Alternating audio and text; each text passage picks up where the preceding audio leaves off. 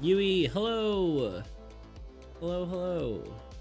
Sorry, I was just typing away here. I forgot to turn on my chat thing. I also need to run the old ad.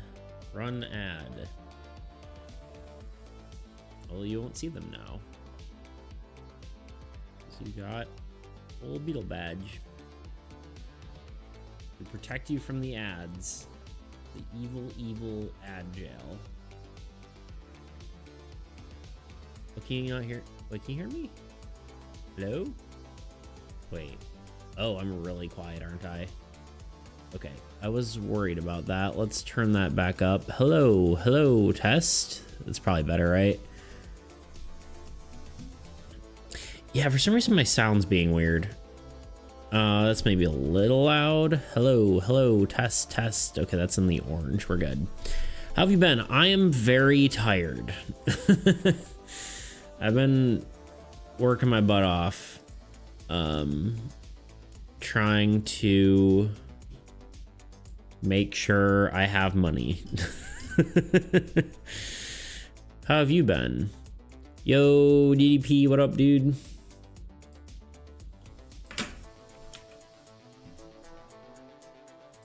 I need to like write down a list of stuff that I need to do today, otherwise I'm going to forget.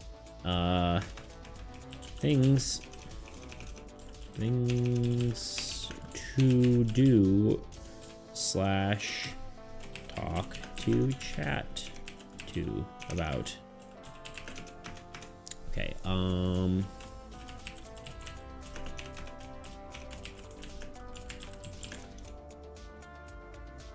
way better. You've been doing way better. Oh, the volume is way better. I'm like, oh, that's good. Glad to hear you're doing better. I wonder if it's like, I wasn't sure that you were doing bad, but I'm glad that you're doing better. No.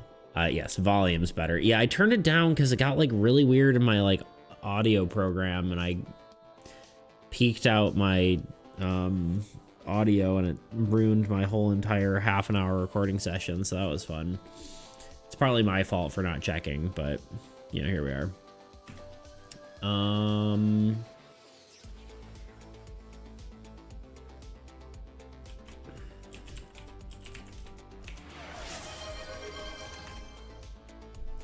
What can I spell? Unleash the bald. You don't even want me to have my hat on for the start of the stream. I get it.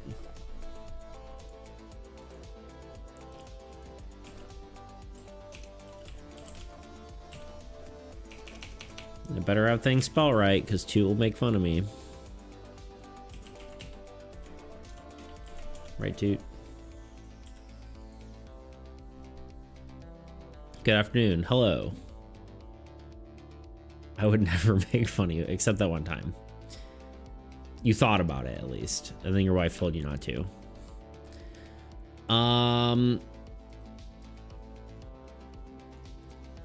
just playing with you.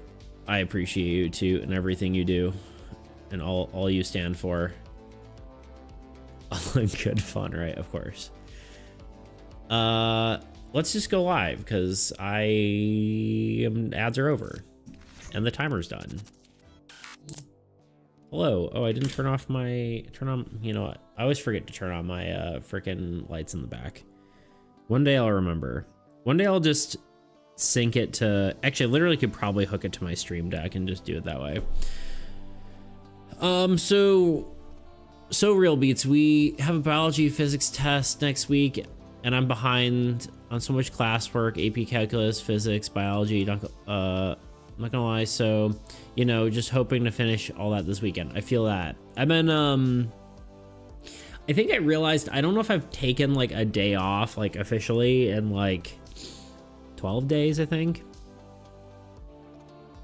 Your scalp is looking unusually, or it's especially supple today. Thanks, dude. I appreciate it.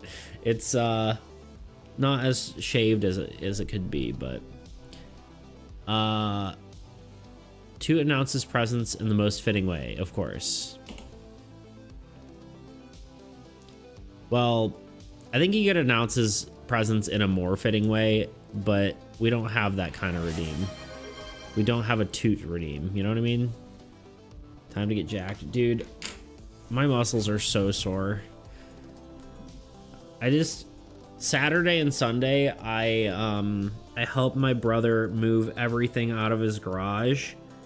And then coincidentally, the past 3 days, I have been doing concrete grinding on my brother's garage. So, dude. What's up, Grot? All right, push-ups, I guess. Push-up time. Get down on the floor and do some push-ups because it's time. There's the floor. And there's a backpack.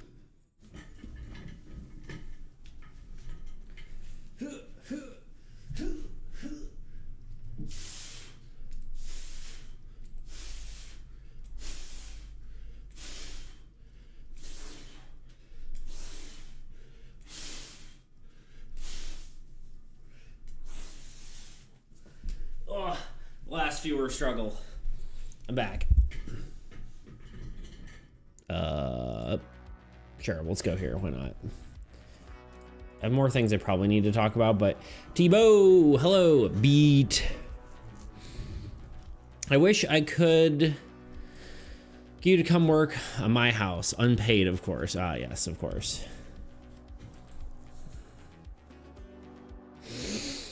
Sometimes you just can't be paid. Why is I swear, my camera just keeps feeling more and more off-centered. Maybe I'm off-centered. What if we just scooch this way a smidge, and then this way?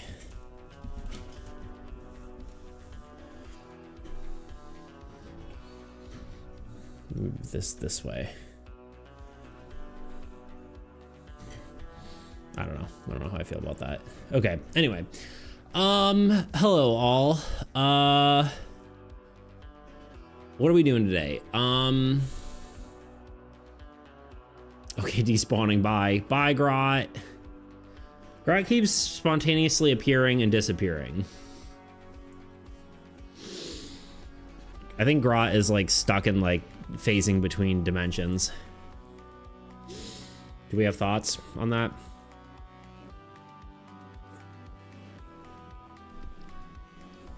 Yeah, Grot, you just got here. You just got here. You didn't even see your cards in the game yet. They're not actually in game, but I did compile them. Nova, hello. How's it going? It's going sleepy. If y'all notice, this isn't my art, but it looks like my art. If you haven't seen, Grot made some fan cards for armies, and they're here. Yeah. So there they are. Yeah, isn't that pretty cool? I have a fan card submission thing. Grot made these actually a while ago, and then I finally made like an official thing, and I'm gonna have them in like a section of the game where people can like use these cards in their deck building if they want to. They're of course gonna be like unofficial, but I think they're cool to have there. All right, fan art, fan card, fard. No wait.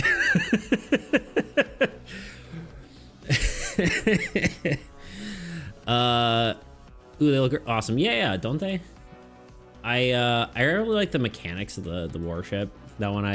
This one I may eventually steal. We'll see. You know what you could have a little guy in the corner. I do like the little guy in the corner. I was gonna talk about that. Because Grot, when he did it, he put, let me see if I can show you. He put, he he had his little guy in the corner, which I think is a fun touch. Of course, that would mean if anyone who does this has to have a little guy in the corner, which means if you submit a thing and you don't have a little guy, then I have to make it, or we just don't have it. But I also did want to just put your actual like username in here so you're actually getting credit, you know? So I do have it on the side, but maybe we could put the little guy in there. I don't know. We'll see. I don't know what do y'all think? I would love to know your opinions. Yeah, Grot did great on those. Indeed. I like how you can see the other cars in the background. Yeah. Like, well, this one has like the normal airships, but yeah, this one has the... I like the design of this character too. She's cool.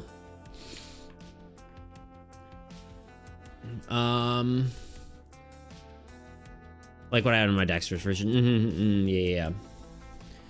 I see Grot and Nash was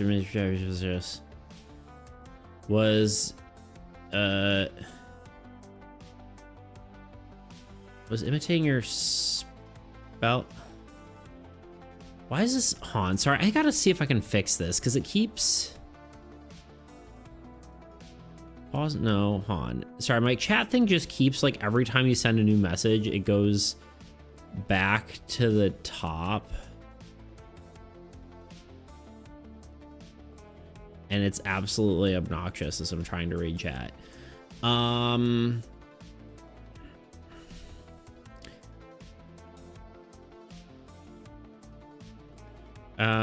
I see Grot was imitating your spelling for the War Cruiser when he spelled structure.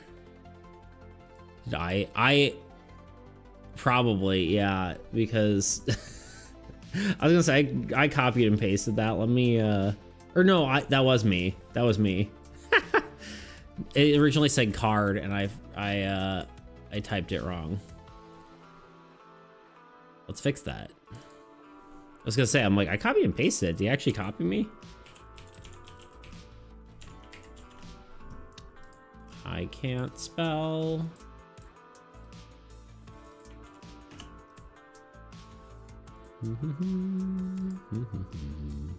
There you go. Anyway, yeah, it was me. That was on me, y'all. The great honor of a fan-made content to have it stolen by the creator. Yeah, pretty much. I just like the I really like the fact and stuff. I think that's really cool, whatever. And obviously the designs on these are really cool. Like these guys are super awesome. I mean, all of it's cool, right?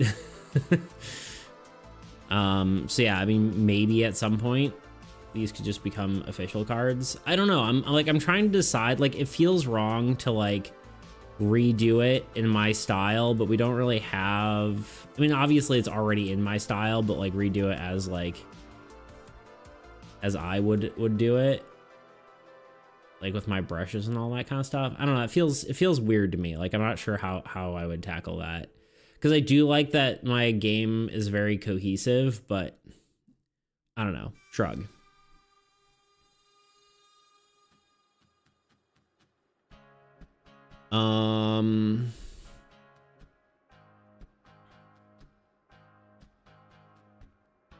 Okay, do Grotto go as well.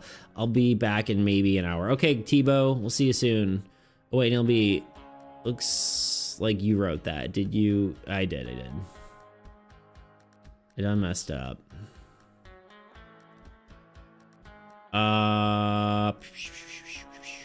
Yo, these are cool. Never seen these cards before. Yeah, these are Grot's fan cards. Yep. Grot made them. But yeah, I think he did a really good job on them.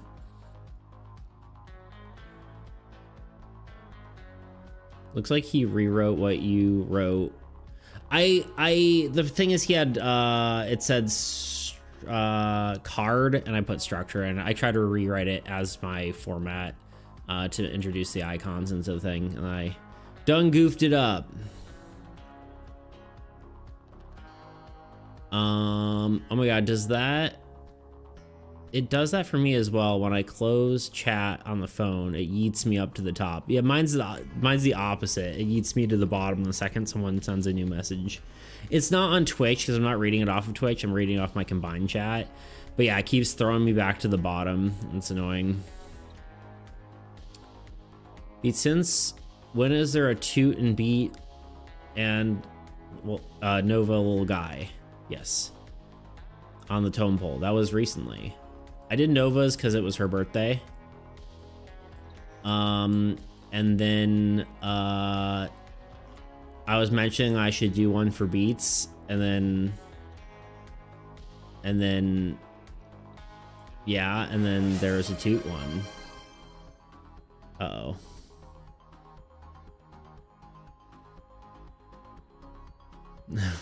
My paybacks, sure. Uh-oh, wait. What do you...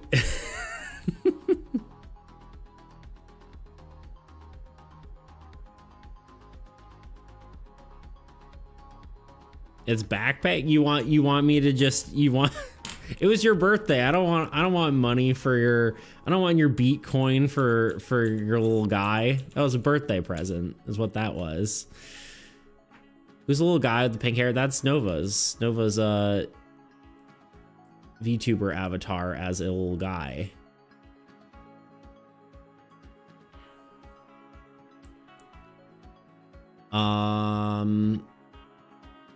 But yeah, we did those because I was like, oh, I want to make a little guy of myself.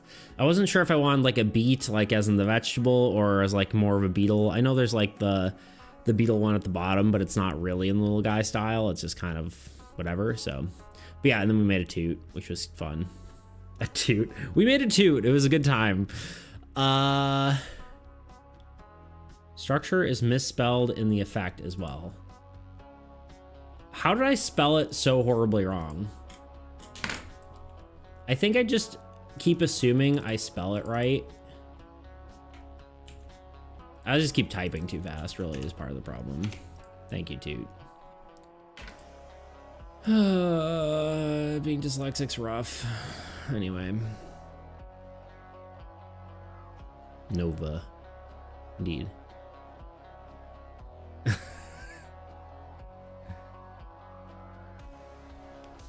I want to refund you, Nova. And you're gonna deal with it. I won't take your points. Nar.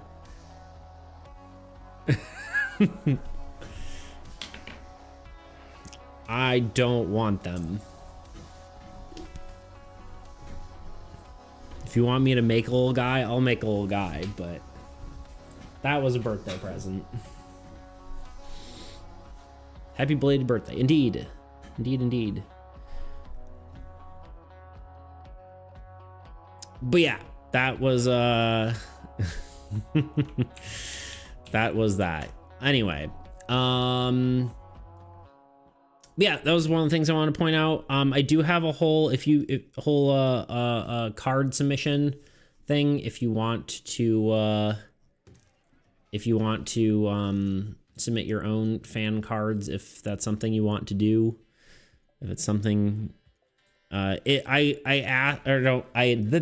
word? What am I trying to say? I say in the thing to potentially try to keep in my style because I find it cool seeing y'all's take on my style and it like fits it more in the game, but you don't have to do that. I'm tempted to even just take that out of the thing if you do art, but just because I don't want it to be super limiting, and I do like seeing other people's style, so it's kind of like hard to say, you know? It's kind of interesting to see like someone's approach on mine, but I don't know. Uh-oh. Little chubby turtle, little baby turtle, little guy turtle, turtle, turtle, turtle, little uh-oh. turtle, little baby turtle. Style challenge. Yeah, it's kind of like draw in my style, I guess is kind of what it is, instead of a draw in your style.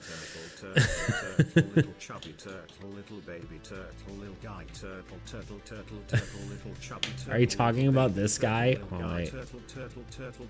This little guy?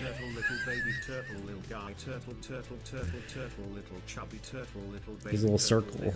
He's a little circle boy.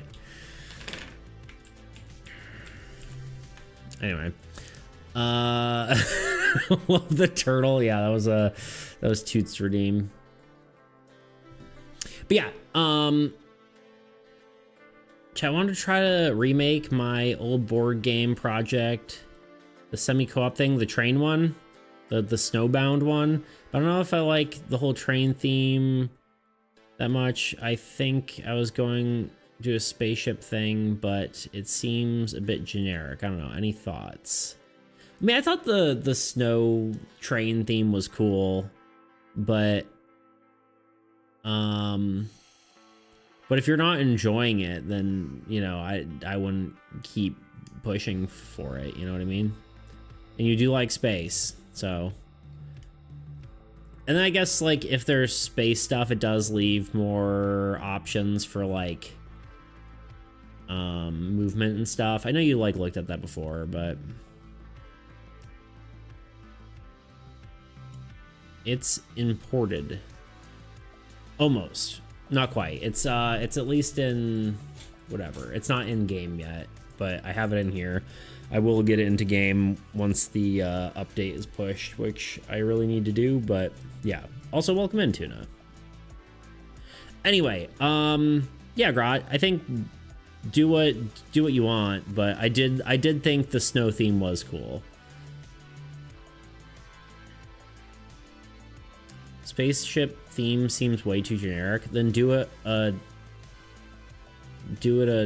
snow spaceship. I'm just kidding. I don't know. I don't know. I don't know if saying that is necessarily too generic either. Like, you could do a spaceship in like a certain area. I don't know. I don't think it's that generic. I guess it kind of maybe feels like something like what's that? FTL kind of maybe feel if you do it that way, but I think that's fine. I mean, people like it, so I don't think it really matters. Anyway, yeah, so that I want to talk about that. If you want to do this, you can get your cards into the tabletop simulator version of the game. Obviously, they're not like in the official decks or pre-builts or whatever, but you can use them to playtest. I'm also not going to balance them, probably, unless like that becomes something that people really want me to do, but I probably will not balance them. So that's kind of up to you to do. Maybe I can do corrections if people like state them and the creator is fine with them, but for the most part, just trying to have it in the format of the game and it be inside the mod, so it's everyone can use it. So that is the whole deal. Have all the icons and whatnot, but there's a submission form. Read through that if you want to do it, and that is that. I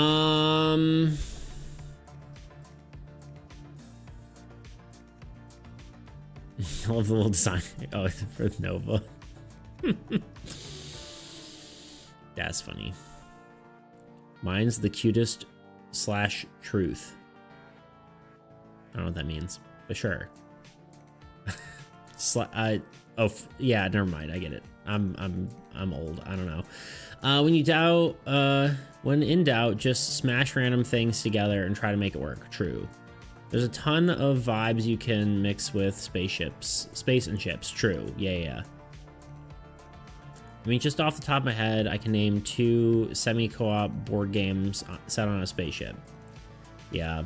Maybe it's a space train. Space train.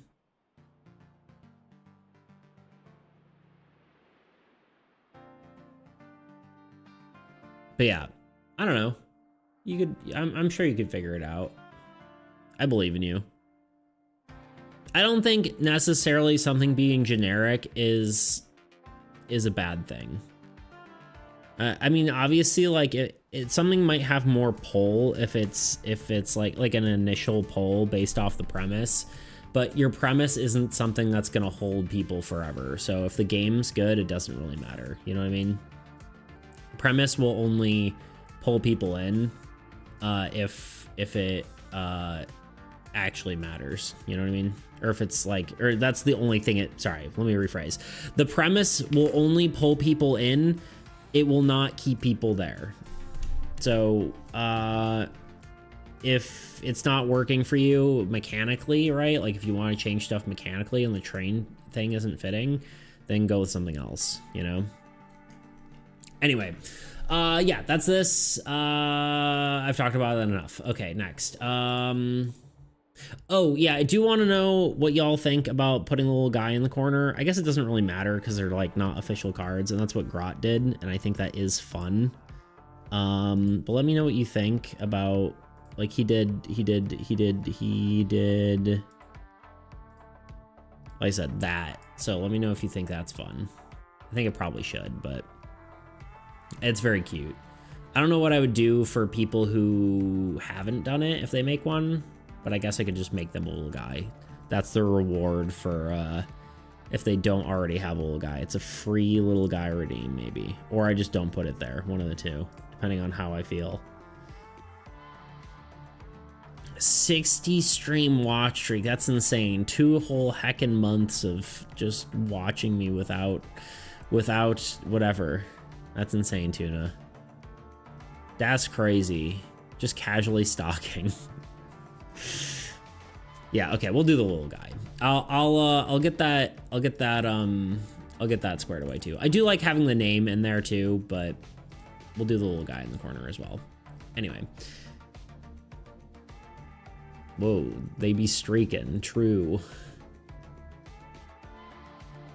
Streaking across my Twitch channel. Love the Royal Guard design, me too. I like it a lot too. These are very, very cool. They're very cool. I like them. Anyway, we talked about that. What do y'all think about, I kind of want your opinion because obviously I've been working more. I've been doing more, like outside work to make money. And I'm not necessarily saying this is gonna be something that will help me, but I do want to update my Patreon. The problem is I don't really know what to add that's minimum effort stuff. Not necessarily minimum effort, but like something that isn't like, you know, making a whole nother video or something. I'm kind of wondering what y'all think might be nice for me to do that is additional content or things that I could post that not obviously, like, not all of you have like the money to join Patreon, but what is something that you think would be interesting for me to do that, say you had more money, would be something you would want to join my Patreon for?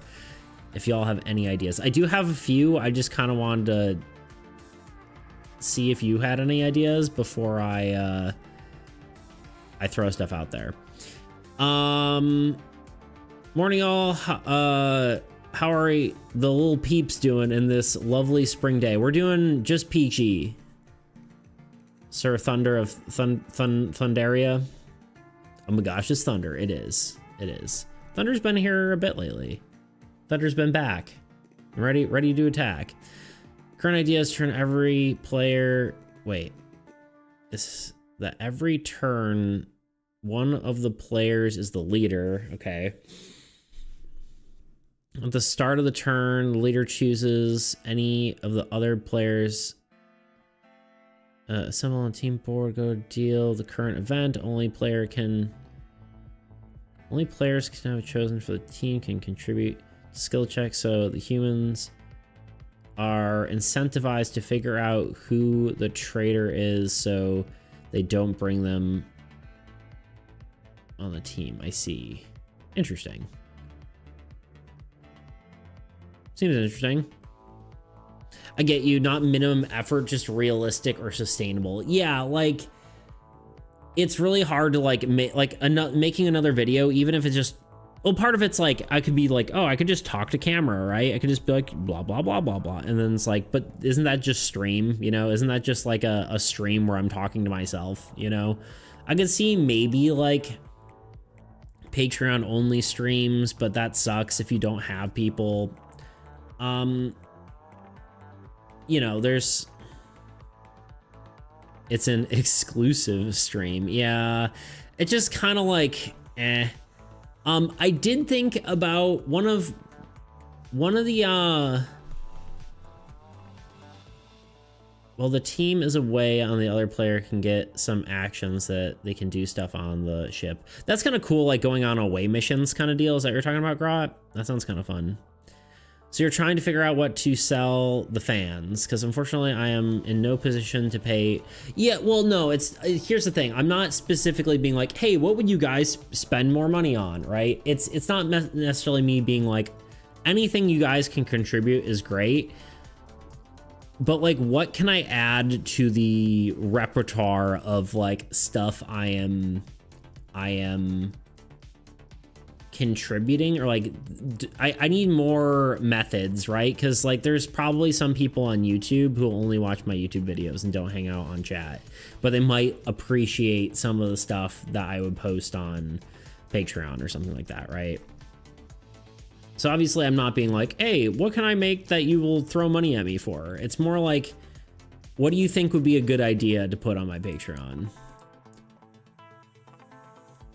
I don't know, it could be like team goes outside the ship or the train or facility or whatever to fix something outside. Yeah, I think that'd be cool. I think that could be cool, yeah. Yeah, I mean, I guess you kind of had that sort of idea. Away missions could be interesting, but that's maybe scope creep. One of the things you can do is shout out Patreon supporters. Yeah, that one's easy, right? That's free, and I probably should do that anyway. Eventually early access to videos. Yeah, that requires me to be ahead of schedule, and I am very much behind.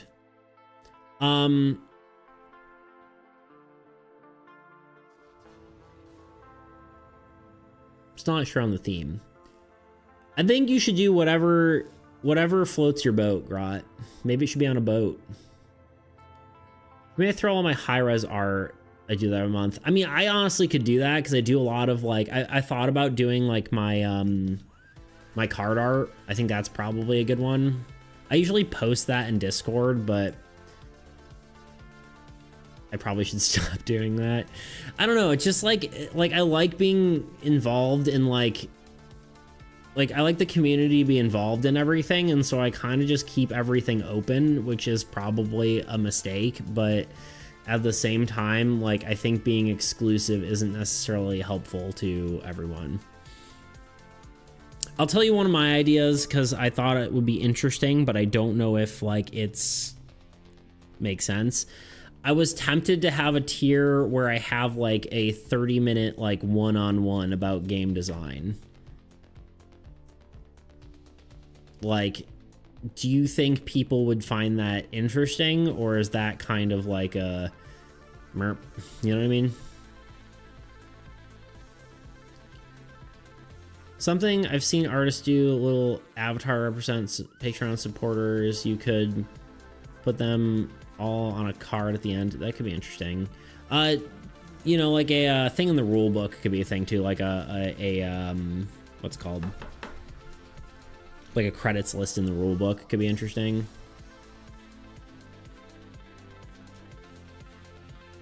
I mean, there is already a boat semi-co-op trader board.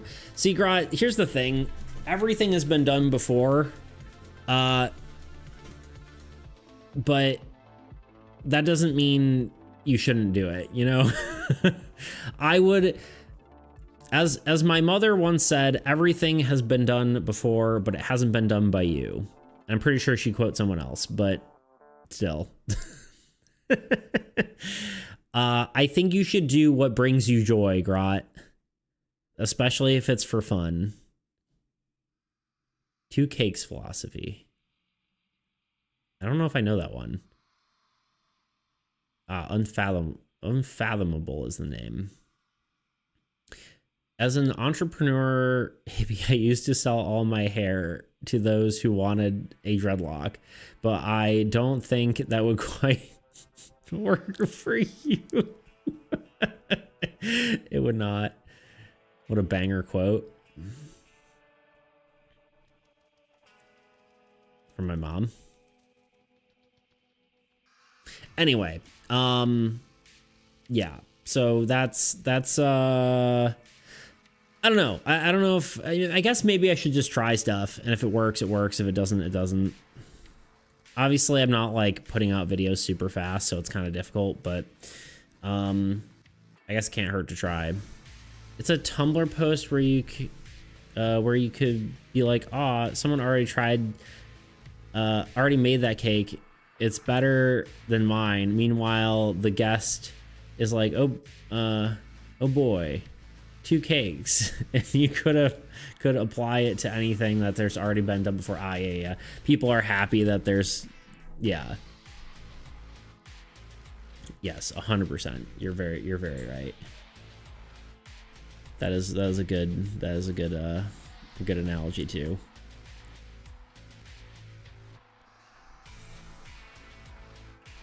Yep.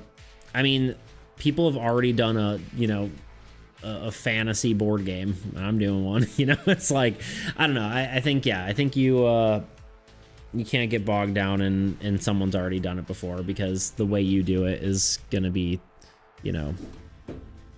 whatever. Anyway, it's gonna be different, and my brain's not working. My brain stopped halfway through that sentence. Let me drink some water. Let me try that again. I think it's worth trying to do something, because, this is a perfect example, Tuna. Like, Marvel Rivals came out. Some people were like, oh, we're hitting on Overwatch, and some on Rivals, and then most were like, wow, 2 cakes. Yeah, indeed.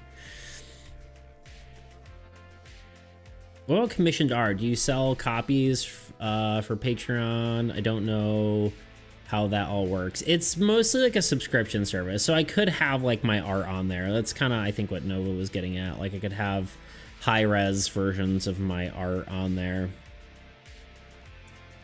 I don't know if I'd have exclusive art. I mean, maybe I could do like a commission thing. I don't know. It's interesting, because like, I'm kind of in a board game niche, but I'm kind of also doing art stuff, so I don't know. I kind of wanted to quickly throw that out there. If anyone had any like initial like instincts on that, was like, oh yeah, definitely do this, and then I would probably, thought about that. But I think throwing my art on there, telling people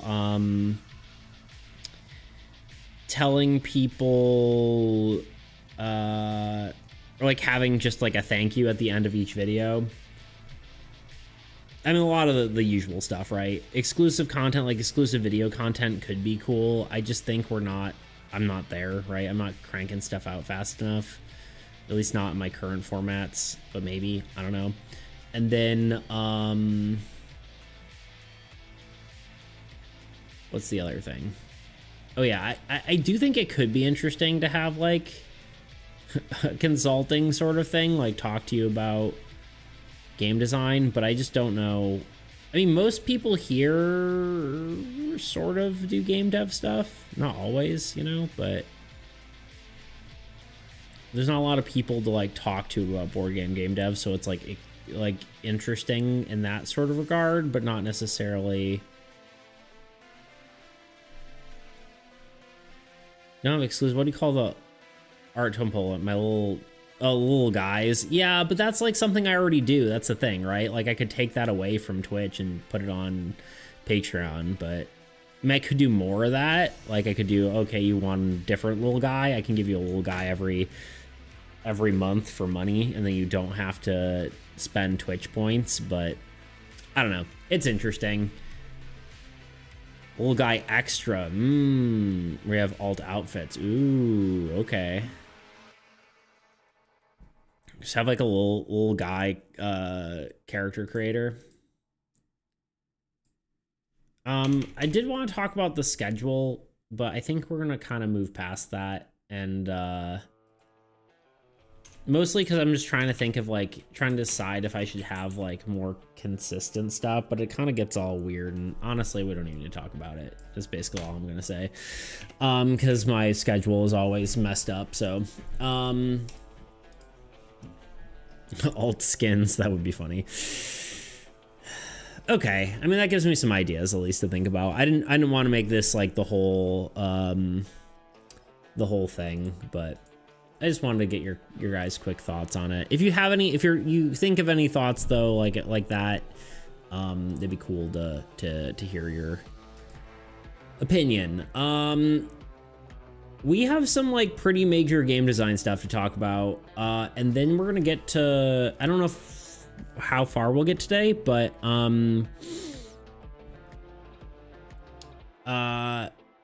we have some old god design stuff to do, which means we're gonna start doing new cards, which means more art.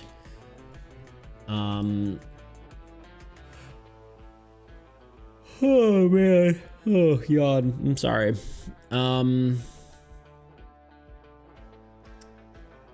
But yeah. Yeah, so we hopefully will be doing more drawing streams again soon. Maybe today if things get really productive, but I'm unsure how that's gonna go. So let's jump right into it, as every YouTuber will say.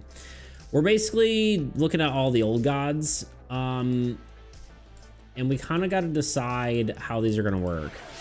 Hydrate. Runner Bean. I have a Coca-Cola. It's different than normal. My brother was getting rid of a bunch of sodas because they're like, I don't know, this was some sort of Marvel soda from some like a Fantastic Four event or something. It's like years old. I don't know.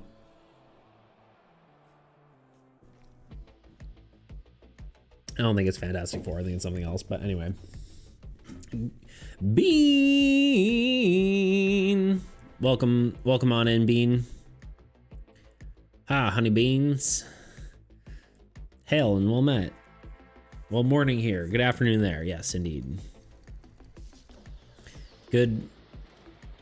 No, I can't combine the words. Morphternoon. Yeah, that's it. Morphternoon. More noon. No, I can't do it anymore.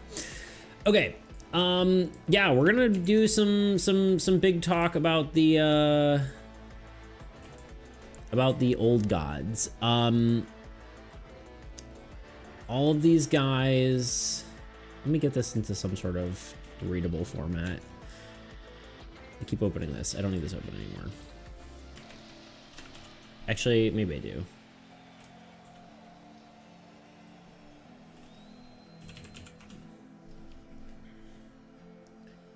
More noon sounds like a Star Wars tribe. Yeah, I can see that. Or like a planet. The planet of Morun. Mornoon. Maroon? Maroon, the color? Mornooning? That's actually a good idea. Make some really cool art that you can use your talents for, having to be exclusive to Patreon. Yeah, I can see that. For sure. I just don't know, like, I don't know. Like, it seems kind of outside the realm of what I'm doing on YouTube, you know what I mean? Like, obviously I'm doing art, but like, from a YouTube perspective, my videos are on game design, so it's like, oh, you get exclusive art, feels weird, you know what I mean? Oh, if I just chopped onions and itched my eye, I'm doomed. No, Bean. Like the slime girl. Yeah, that's true. I could do something like that. I don't know. Yeah, I mean that's an interesting idea. I just feel like I'm all over the place, man. I just always feel like I'm like everywhere and nothing. I don't have enough focus on anything.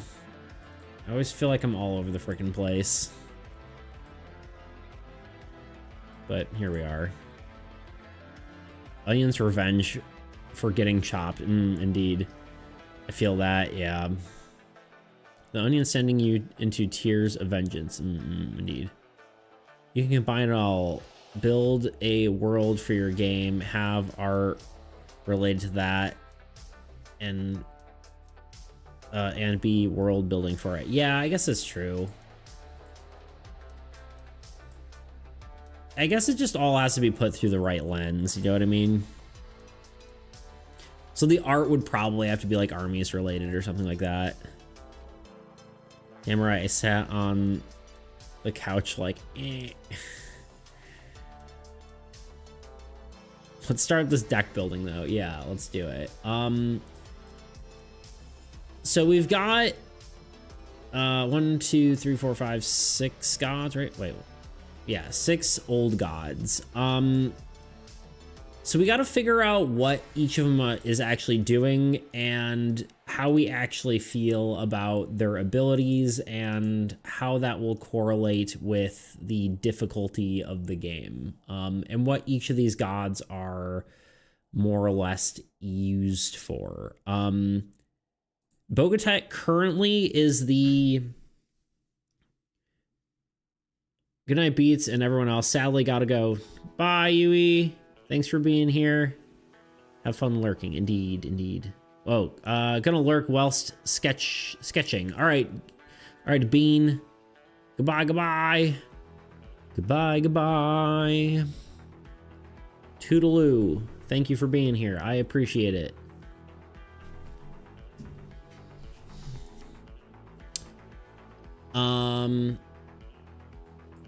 I think Bogotet, rather than being an easy god to fight, I think he's gonna become...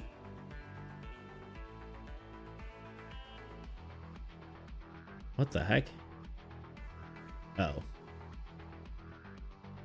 Sorry, I thought SiriBot just banned Bean, but it was it was some rando dude.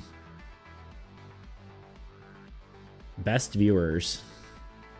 Classic. It was just the same. It was just the same color name, and I was like, oh, and like, oh nope. Rip Bean. I say we start with Null because it's the easiest to figure out. Co-op deck building looks like scaling it down to making figure out what co-op deck building looks like, then scale it down for solo, making solo deck, figure out how to scale up with it. So here's my thought, actually. I do agree. I think Null is gonna be fine as is. Okay, well, sure, let's talk about this, because I do have, the problem is I have it in my head and you guys don't know what I'm trying to get at here. Currently, this is the way deck building works for monsters. I feel like I wrote it down already, but let's let me do this just real quick.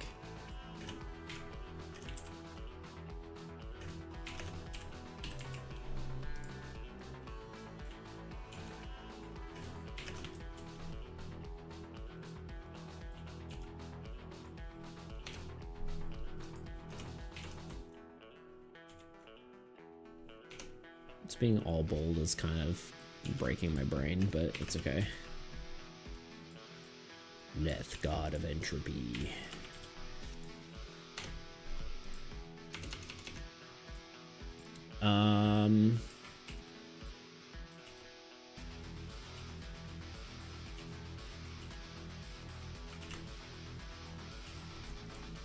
Okay. Let's do this too.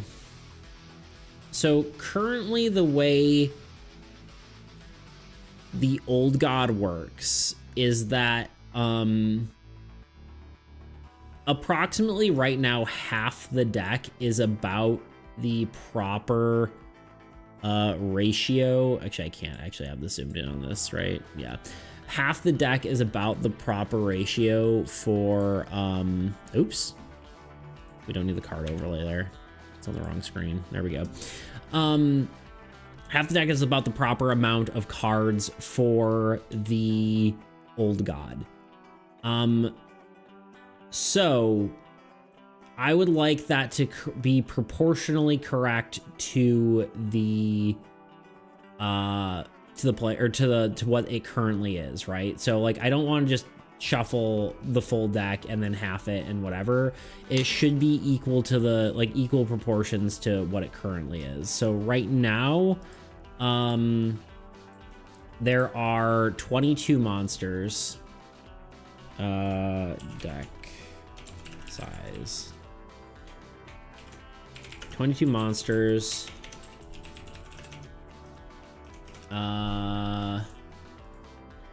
Sorry. Let's see. 16 wastelands.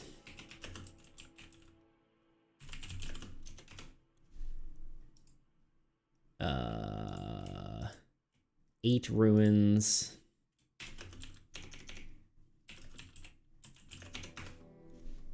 And 8 curses.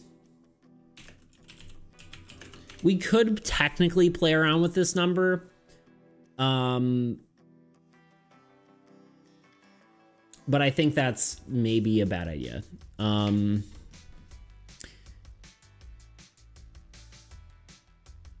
So cool lets you play 3 or makes it so you can play 3 of the same type. I mean, right now these are kind of bad in general, so I don't know. But what it was you may only play 1 of any type of card per turn. So you can only play 2, but never the same type. I have an idea for something that would maybe help you, but not really matter for players, okay? Basically, deck size, though, would be half this. So there's 11 cards here. 8, 4, and 4. So this is actually what the actual deck would look like. The thing about Null and Bogatet... What if you classified cards by threat level so balancing decks is simpler? Cards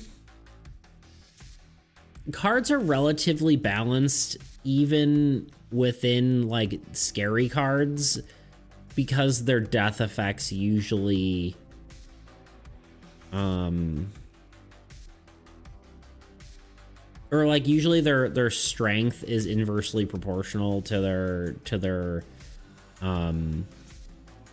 strength of the card, right? The power level of the card. I mean, yeah, there's ones that are definitely scarier, which is fine. But yeah, I mean, potentially it could be useful. Yeah, I mean, maybe. I think that might be a good idea.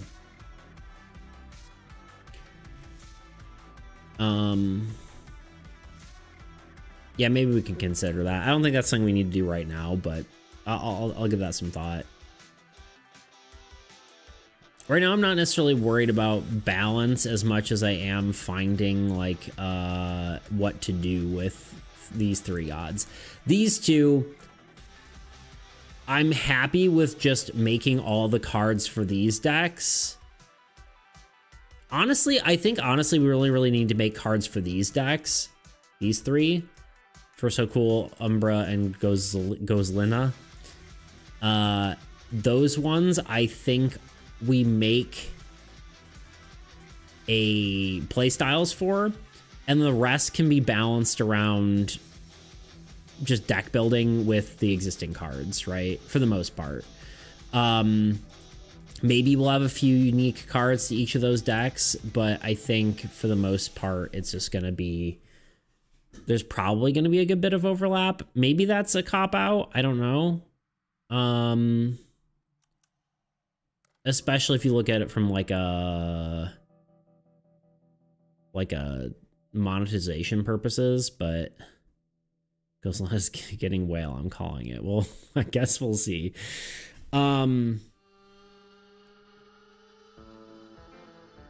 But yeah, Bogota, I think like and Null basically are gonna get like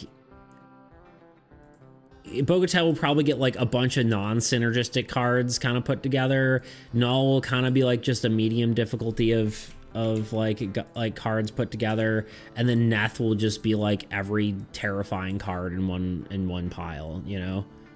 And then these ones will have like specific synergies going on with them.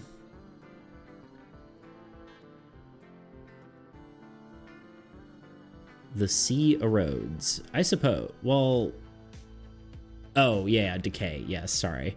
I was like, I was thinking you're talking about chaos still. I was like, the ocean erodes, which is chaotic. I'm trying to draw the reference or draw the. No, I understand now.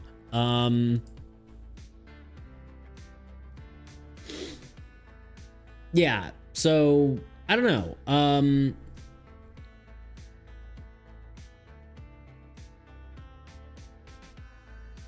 I'm thinking here for a second. I think it probably does make the most sense to do that. Although, like, part of me feels like I'm copping out and not giving enough love to the other ones. But, I wrote that we need 24 new Old God cards, which I think brings us to, like, how many cards total do we have? If we ignore minions, 36. Only 36 unique Old God cards. 24 would bring us to, what, 60? Yeah, 60 total Old God cards. We could maybe even do more than that, but I think we'll kind of see where it goes. But I think the key thing to do, at least to start, is find some sort of thematics for these gods, right? Some sort of not thematics, some sort of, what's the word? Sort of like mechanical cohesion, right? Like what synergies do these gods have, like the players have, you know? I think let's go into tabletop first, right? And then see what we can work with. Not PUBG or Risk Rain, tabletop simulator. Maybe one day we'll play some PUBG with my friends. I don't know if that would be fun for y'all, but I know y'all will watch literally whatever I do, but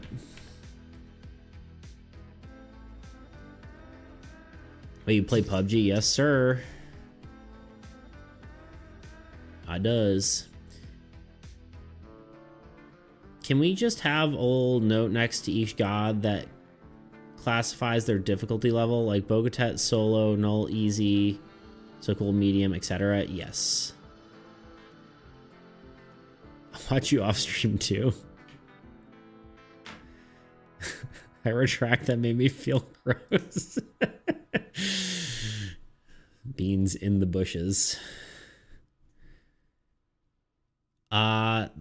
That way we can think about what would make sense with these difficulties. Let's honestly do a lot of this here. I'm okay with wait, hold on. Let's just oh, here, we'll use our extension if you want to. In theory it should be working. This guy always drives his lawnmower between like him and his house and like my neighbor's house, and I'm like, what is this guy doing? You know what I mean? Here, we'll delete all this so you guys don't have to worry about that. You can look at all these. So here's the gods. So yeah, I think Bogotet we will move to a solo thing because I don't, oh wait, we need this guy, because I don't think that I don't think having an easy difficulty is really necessary. I think just a normal difficulty is fine. Because if the game's difficult, that's probably better than it being too easy. You know what I'm saying? Do you play PUBG, Bean? Sorry, I'm just curious now. Bean, we have a lot in common. I know things about everyone in chat. I'm a secret spy. For example, I know Tuna listens to far too much jazz and likes puzzles and more. Is that because you too like jazz and puzzles, Bean? I know you like puzzles. I don't know about jazz, but I suppose. Bean, Tuna, Toots. Perfect stalking trio. This is what the difficulty looks like, Tuna. Easy, obviously, it's gonna be solo. Here, we'll just write it. Oh god. Using this tool in this game is... Oh god, no. Solo. Oh god. Solo. Normal. Oh god, this is so difficult. I'm not gonna do this. This is not worth it. You get it. They're in order. Yo, Chirpy, what up, dude? How you doing today? If anyone doesn't, oh god, how do I do this? If anyone doesn't watch Chirpy, you should. He is a very cool game dev. Very cool game dev. He does a point and click horror game. It's very, very cool. Chirpy, why do you sound familiar? I think we rated him a few times. You may have seen it then. Him there. Here's a real question, Chirpy. Are you mad as in you're angry, or are you mad as in you're crazy? Doing well, thanks. Working on a new trailer. Ooh, nice. Heck yeah. We are working on the old gods, which are like our the like boss cards of the game. And we're trying to balance them around different play styles, make specific decks for them. So I feel like I missed something. I don't actually listen to music all the way through. I'm weird like that. Ah, you're one of those. Anyway, back to Lork. The old Lork. Originally angry, now I'm more crazy. That's fair. I feel it. Sometimes you just gotta lose your mind. But yeah. So yeah, the Bogota I think is just, yeah, solo god. Null is like the normal base difficulty of the game. These three should just be intermediate, right? And Neth should be like hard to close to impossible. Very, very challenging, right? Sorry guys, I will be lurk mode. No worries. Garden needs doing and it won't do itself, right? I feel that. Well there, with Beats recommendation, I should follow. Indeed, you should.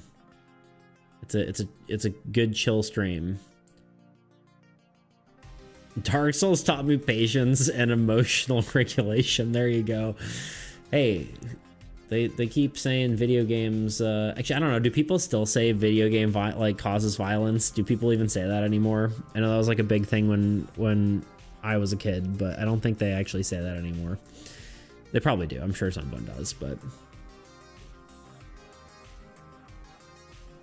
Yay, gardening, can I come? Oh yeah, good stuff on the rhubarb and garlic, Thunder. It was looking good. A resident farmer. Null can be classified as a baseline instead of medium because you'll probably be using it as a reference a lot. Yeah, I mean, that's kind of more what I meant, right? But that's, yes, correct. So, but honestly, I don't think we need to necessarily like start by making decks for these ones specifically. I think these three are the ones we need to focus on. We're about to hit an ad, so we're probably going to do that. But,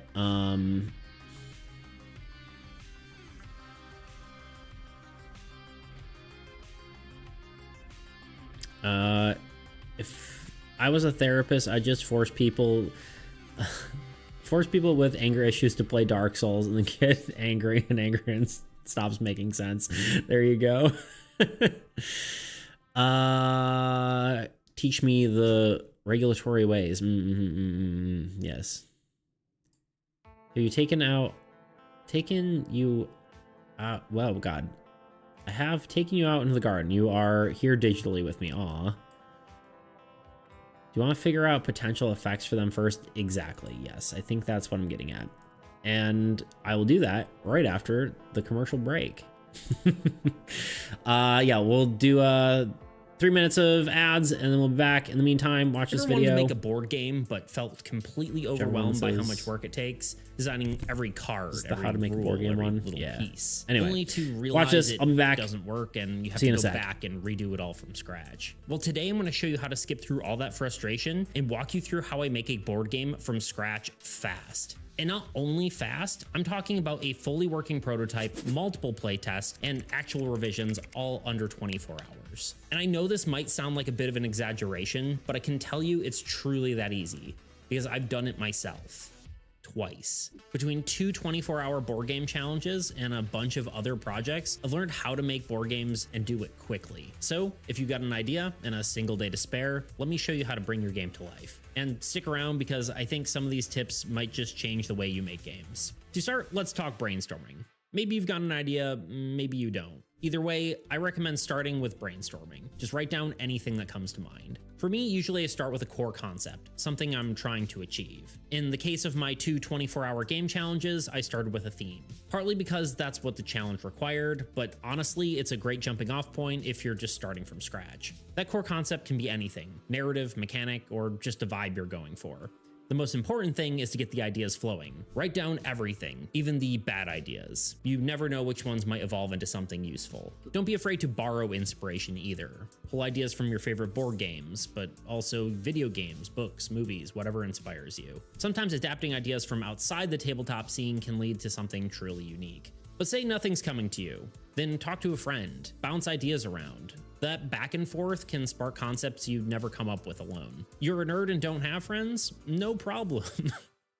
Using an AI or something like ChatGPT can actually be super useful for ideation. Sure, most of the ideas probably shouldn't be taken directly, but it can still help get the ideas flowing like talking to a friend. Once you've got your list, it's time to refine. Pick your best ideas, cut the rest. Look at them through the lens of what makes the best minimum viable product. If something feels too big or complicated for your first prototype, cut it. You can always add it back later if you have time. I decided to do this exact thing for my corruption mechanic with Blighted Blackridge. It was too big of a scope and I decided to cut it from the 24-hour version. However, I decided to add it back in after when I had more time. So you've got your ideas and now you're ready to actually make the game. Start by taking those ideas and plugging them into a spreadsheet. Personally, I recommend Google Sheets for this step. For one, it makes collaborations super easy. If you're working with friends, they can just jump in and help. And for two, well, we'll get to that in a second. From there, design your game in sheets, separating each element into columns. For instance, card names, card types, effects, indicators, etc. Now here's where it gets interesting. Once your spreadsheet is ready to go, you can take it into a program called Dexterous. It uses a layout and converts all the cells in your spreadsheet into complete game components. Cards, tiles, tokens, you name it. The first time I found this tool, it blew my mind. No more opening Photoshop and editing each card by hand. Just change a single cell in your spreadsheet and it updates the card. But enough hyping it up. From here, you've got a few options. I am back. Use one of many built-in Mostly, layouts. there's ads for Customize an 3 more existing seconds one, apparently. or make your own Okay, I'm from back. scratch if you're feeling fancy. Once you have your layout that fits your game, you import your... But let me catch up real quick. Why have I gotten sudden urge to hug you? And why doesn't this happen a lot? God, why does this happen a lot? God, I can't talk. It's hard to talk sometimes, you know what I mean? I just messed up what you said completely. I think as just a sweet bean. Indeed, true. I love thunder. Me too. Me too. Indeed. Good for recognizing good. Indeed. Everyone being nice. I love it. Did I miss anything else? Oh yeah, Chirpy, if you're still hanging around, if you want to share anything about your game, feel free. Please feel free. I wonder if this would be too overwhelming to track and practice, but one idea is so cool that is like, that's so cool of an idea. Is that all cards lose a unit every turn, basically means you keep being taxed on the board. You can just set them down and protect them. Well, you can't just set them down and protect them. Effects also, I see what you're saying. Sorry, I'm reading it poorly, but I'm understanding what you're saying. Losing their uptime constantly if you're not careful. Yeah, that could be interesting. It would be a lot to track, but I guess just like at the beginning of the turn, all cards lose 1 unit, you know? I could see that. I could see that being a thing. Let me quickly do the old sit-ups.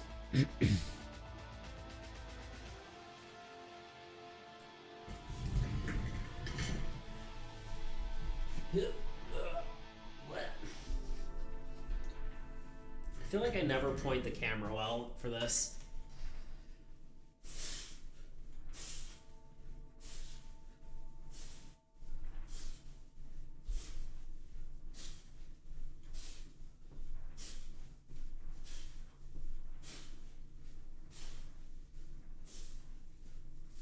I forgot.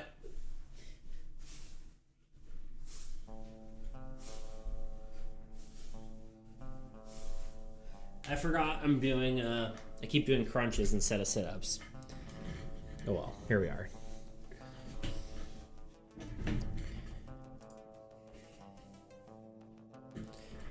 Oh God, my chair just went into recline mode. Oh God, and I just lowered my chair instead of locking it's out of recline mode. How do I even do that? There we go. I'm definitely lower now. This chair's definitely seen better days, but it's okay. It's still a good chair. Still too low.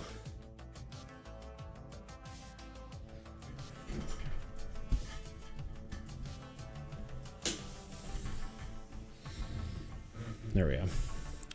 Being returning to the fold makes me want to stream again. You should, dude. I don't know why you stopped. You know what I mean? And by that, I mean, I don't know why French Fry Studio stopped. Not you. There you go, Bean. Up on stream chat. You can be there digitally. Heck yeah. Okay. That's a cool idea. Here's the thing. How do we make it so Old God cards synergize with their own cards? You know what I mean? What, 2 is French Fry? Who would have thought? No, I don't know. I've never seen them in a room together, so. What in the huh? I think we need to look at the Old Gods as having an effect that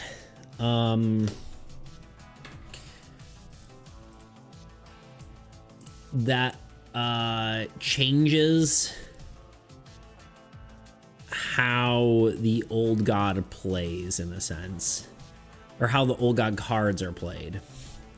Like, I think Goddess of Oblivion's the only one that I'm kind of happy with. But I don't necessarily think the effect's very good, if that makes sense. Like, I think that if minions reach 3 stacks, they are replaced with an Old God card. It's kind of cool. But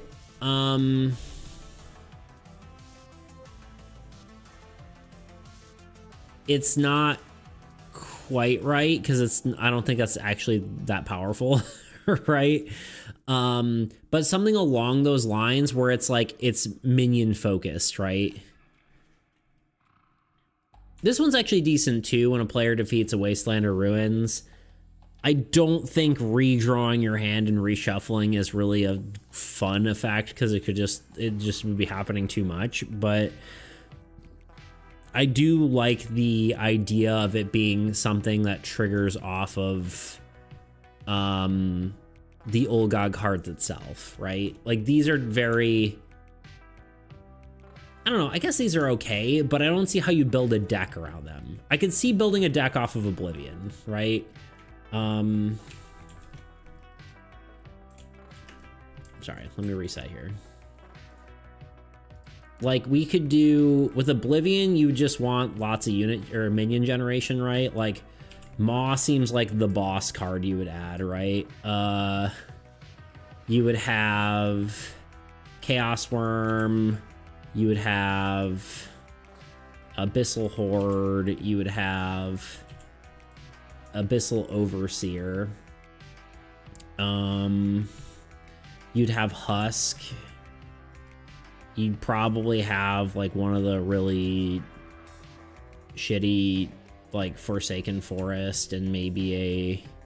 How many of each card? Let me pull this up again. Let me put this on my other monitor actually.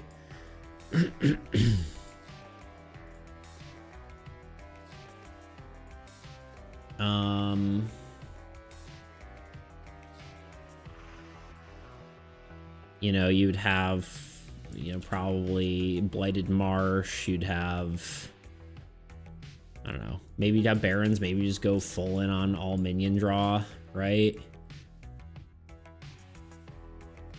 And I don't know what curses you'd have, but like, obviously this is just like deck building with existing stuff. You know, Amplification Tower, you want your minions to attack more scary things. You'd have Shadow's Den, so your minions are attacking more scary things. You know, like this kind of stuff, right? Like that's how I'd kind of imagine this going, right?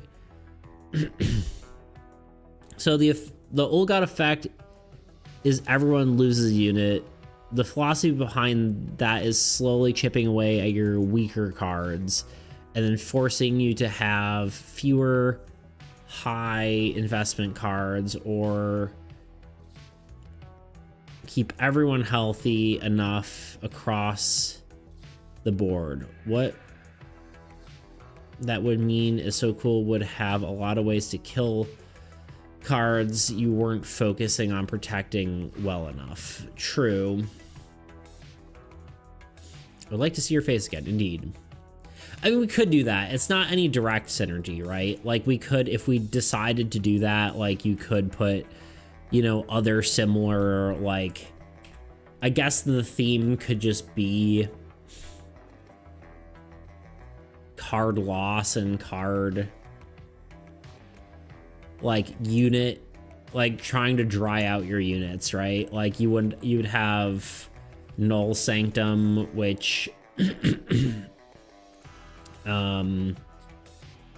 reduces unit gain. Like, that's cool. You'd probably have the two other ones, like Abyssal Domain, which removes 5 units from any card. Where's the other one? Chaos Gate, which removes units from structures.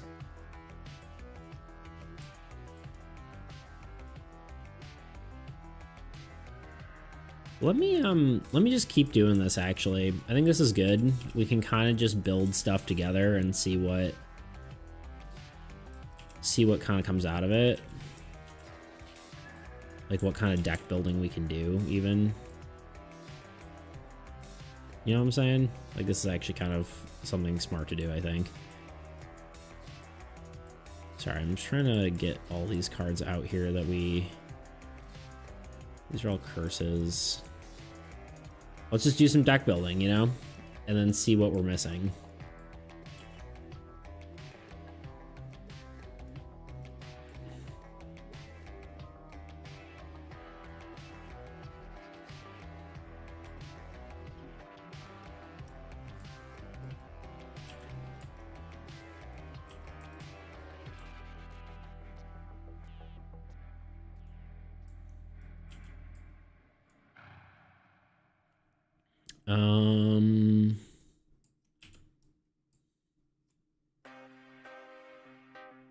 Shard Brute, Blight Might, Shade.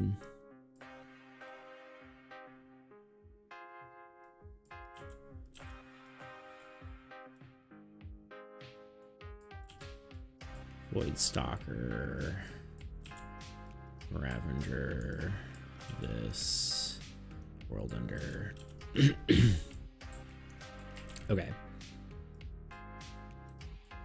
Sorry, I took all the cards here. So Cool could have cards that reward Olga for destroying player cards.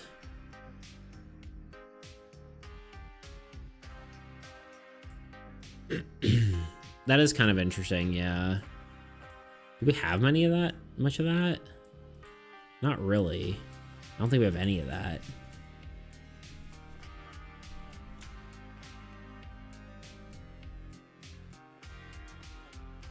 Maybe like the opposite of Huskaz thing that draws a card when a player card is destroyed, something like that. The only issue with that, drawing a card when a player card is destroyed, is that things can get out of control really quickly. Because like it just gets more powerful when you're behind, and I don't know if that's necessarily a design philosophy we want to follow particularly. Because that just makes it like impossible, you know what I mean? Siege Engine, I guess, could go here.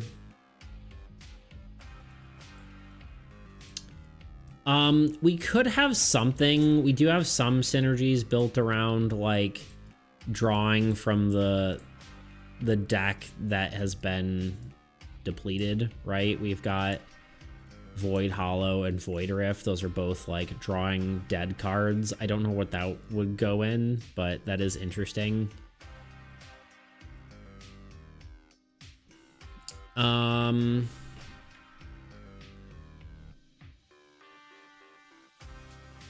The philosophy behind Umbra basically is creating too many targets for the player to handle until they get overwhelmed. So Cool could be chipping away at you. When you start crumbling, it gets stronger. The problem is getting stronger. It getting stronger when you are losing means it snowballs and you lose, and there's no comeback.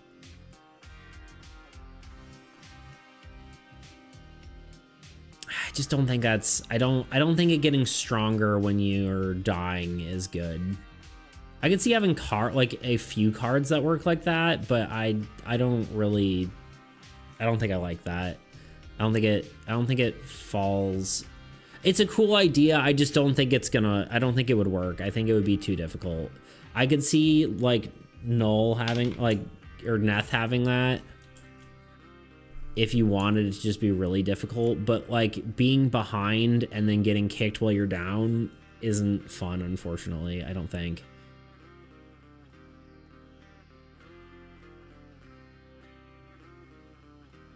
I don't know. Demoralize would go into this sort of thing. I don't know. Yeah, not yeah, I don't know. I don't think that works. I think decaying is fine, but like being punished for already losing something is I think too much. Terrify could go in here. I'm just trying to build some themes within these, you know.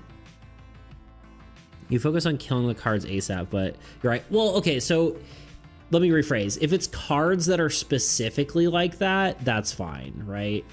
If it's individual cards that are designed that way, I think that's okay. But it wouldn't be like the old god itself that functions like that. But I could see like a card doing that. I don't think I would have too many cards that do the same thing like that though either.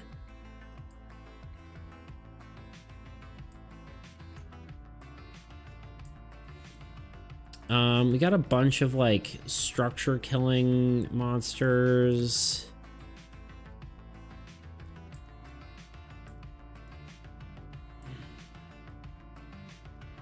And I'm trying to kind of find cohesion here. This is definitely the most cohesive one we have is Umbra, potentially like a minion, basically minion deck, right? Minions that are scary.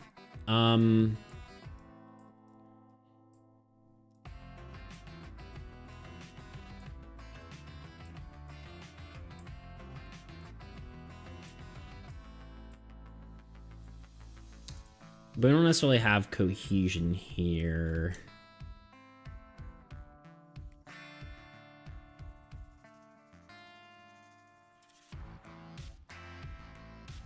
Yeah, that's what I'm talking about. The general philosophy behind the playstyle of the deck, not the god itself. Yeah. I think that being the whole philosophy, I wouldn't go for, but I could see being cards being that way, if that makes sense.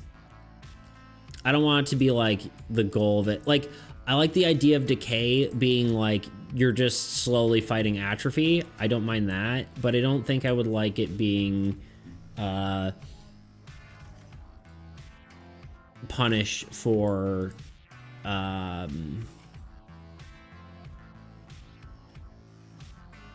losing for like losing existing cards. That could just be a card in the deck. I think I'd be fine with that, but I don't think it would be built around that. Like, what if Umbra had a card that gave you some sort of bonus to Old God based on the amount of cards it has on the board? Potentially. I mean, that's kind of what this is, right? Like, the idea is minions, right? Like, when it reaches X number of stacks, like, it plays around with the stacking mechanic somehow. 3 stacks is probably not quite right, but maybe if it, like, reaches 5 stacks, it does something, right? I think that's kind of cool, and then especially it just has a ton of minion draw.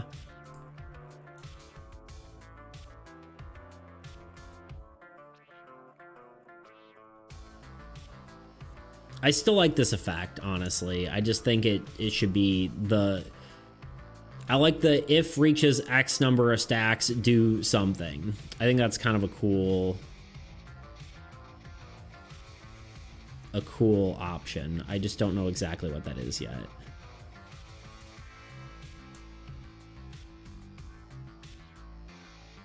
And I guess Void spawn or Rift spawner could go with Void Rift. It's not really, it's more card draw, but I don't think we can necessarily build a deck around card draw like Old God card draw, because that would just be absolute hell. But I think we could potentially do it with like Neth maybe, but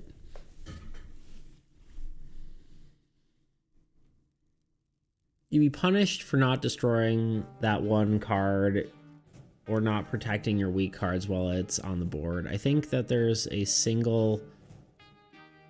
I think if there's even a single card that does something like in that deck, becomes a strong part of the philosophy. Yeah, I guess that's fair.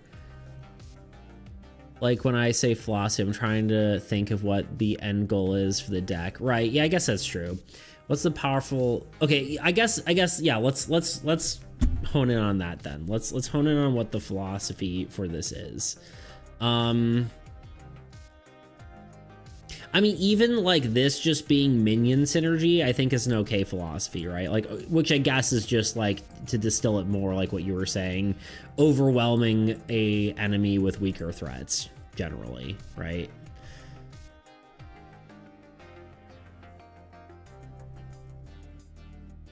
You build an Old God around that if the cards are generally weaker. Yeah.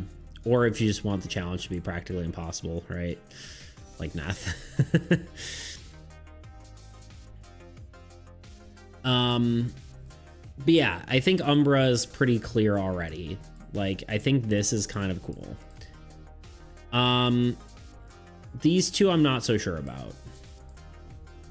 Decay, I do like. If we want to go with the decay theme, I think you're right about just like starving the player is kind of more interesting. But it's also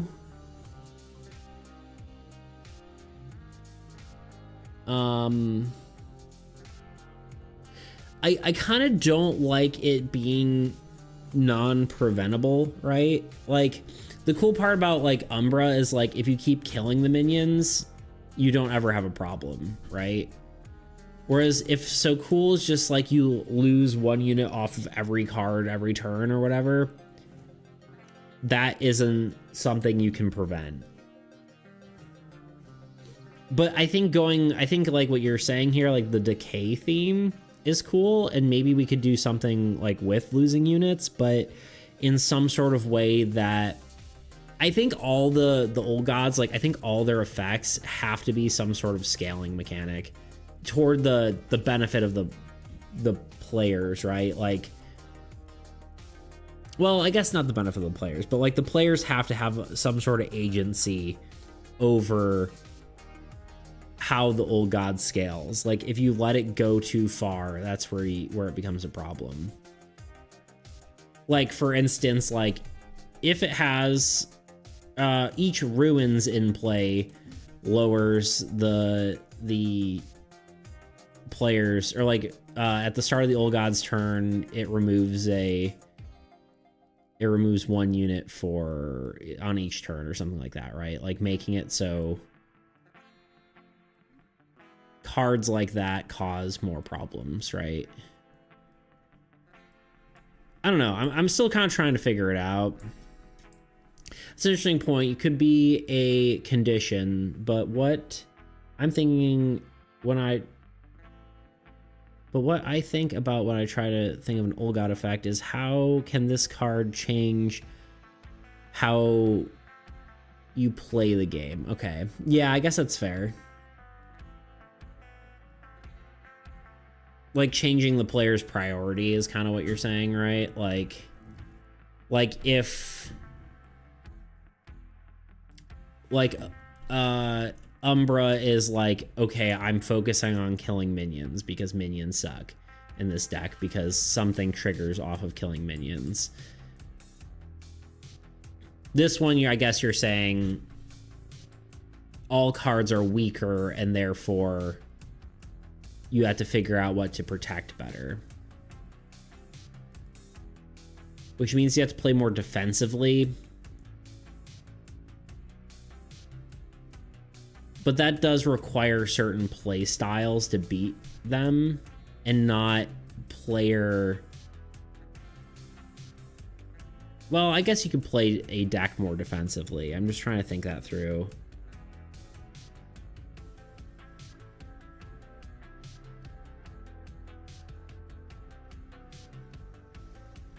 So I see the effect more like modifiers than a threat.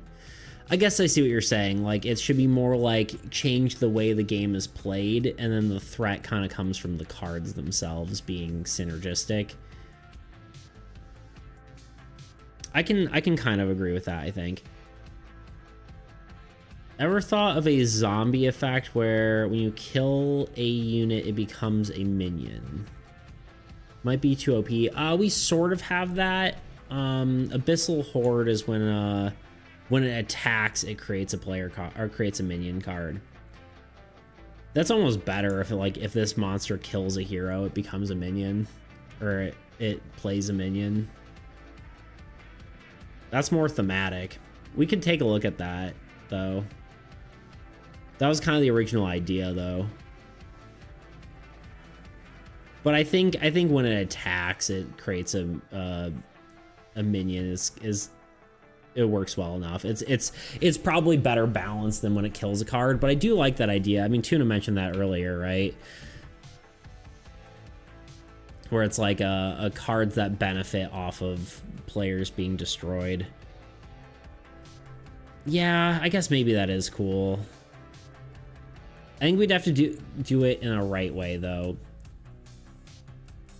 I think the biggest thing is like giving players a chance to react to it, because like if this attacks, kills a player, spawns a new monster, and that monster also attacks, it's like you don't have any time to do that. So if it like spawns a new card disabled, that may be okay. I don't know. Well, for example, Altruism could beat Decay, but it would want to have less cards on the board, so Altruism needs to tank less. Yeah, I guess that's fair.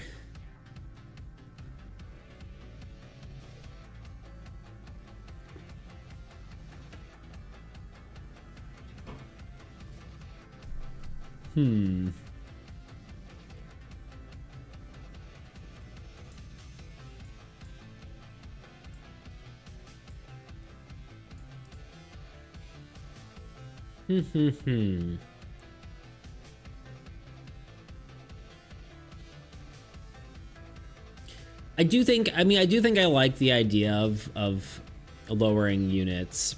I just think it probably has to be behind some sort of conditional, which is kind of like changing how the players play, right? Like if it says for each structure in play, right, or ruins rather in play, the player must, you know, or the player loses one unit per turn on everything, which is like a lot. I think that could scale out of control. Or even if it's player centric, like, right? Like if players have X number of heroes on board, then this god lowers the, you know, removes a unit for each hero on the board every turn. I think if like you have agency over how its effect works, I think that's interesting. I do agree that it should change how the game is played, but I think the players have to have some sort of agency over it. So I think I could see Whale and Decay, because Whale would spread its damage onto 3 targets, so now you can't have a hero with 18 units, but 3 with 6. Yeah.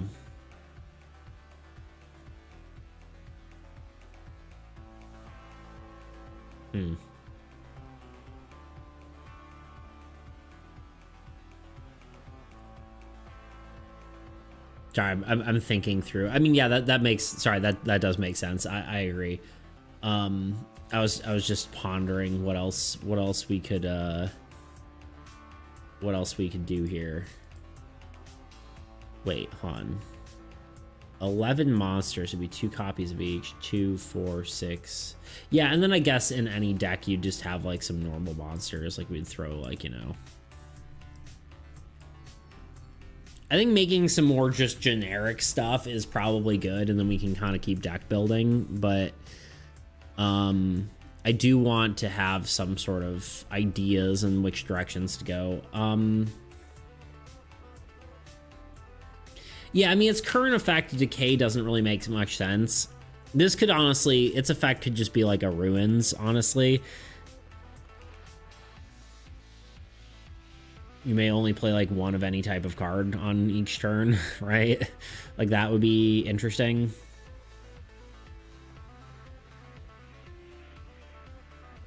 And then this be something like you're saying where it removes units from cards.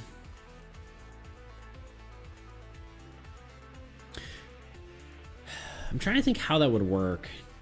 I mean, it basically works like, I mean, yeah, like this, right? Remove like 1 unit from all cards.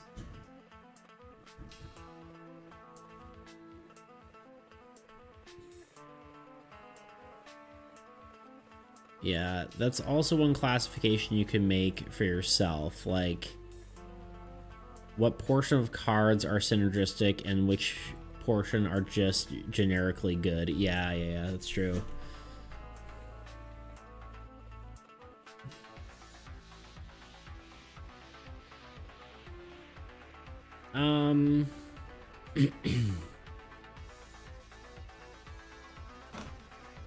These kind of fit in chaos. I don't know what chaos would be. Okay, let's ponder on Decay a bit, and let's talk about chaos. I mean, right now it's like you reshuffle your hand, which is interesting, but I don't necessarily think worth it for a, especially because we have Nefarious Swap as like a thing, right? I feel like just having a god that does that effect every time you kill something is A, annoying, and B, like, I don't know.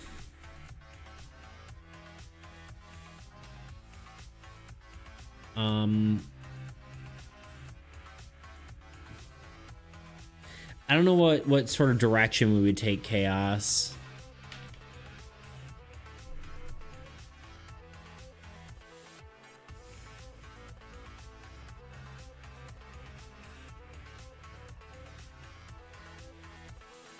I'm trying to see if we have any other like synergies in here, but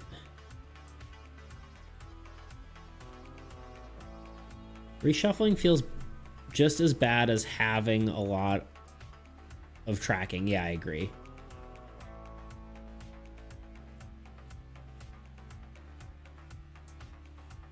I concur. I'm trying to think what chaos would be though. Could potentially have to do with reordering enemies, you know? Like like you could have Ravager in this deck and it could be about like placing, like changing the attack order of things is kind of interesting.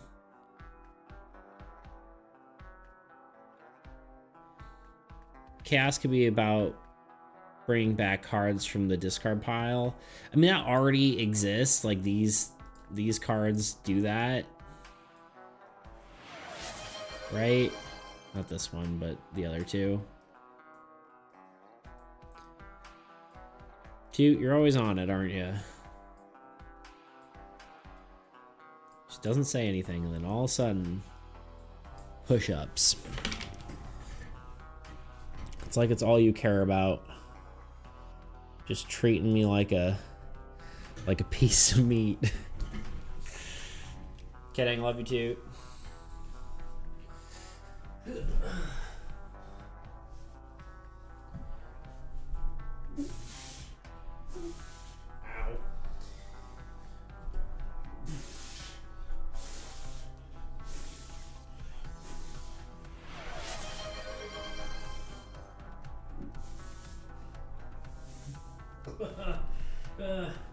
I'm assuming that's this. I'm not even looking at it. Yeah. Those triceps, though? You mean these triceps? My forearms are actually looking bigger, too, from all the, Now I'm just showing off. Holy. Dude, give us ideas. I know you have some in that big creased brain. Indeed. Holy cannoli. My brain is extra smooth. Yeah, I guess reordering enemies, like, I don't know how you would do that, right? There is some benefit to it, but I don't really know exactly how that would work.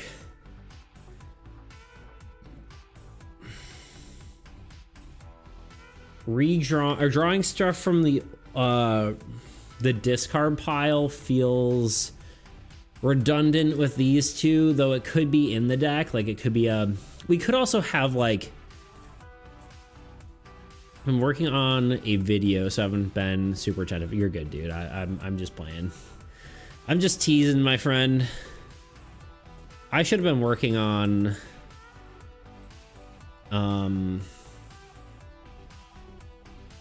my video better this morning, but dude, I think I just need like a day off.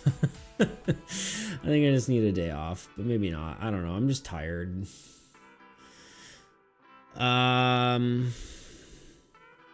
Attack priority swapped around. I do think that's interesting, but then it's like, what's the point of attack priority if it's different? And how would you track how it changes it, you know? So many creases, it looks like origami. It's crazy. Huh.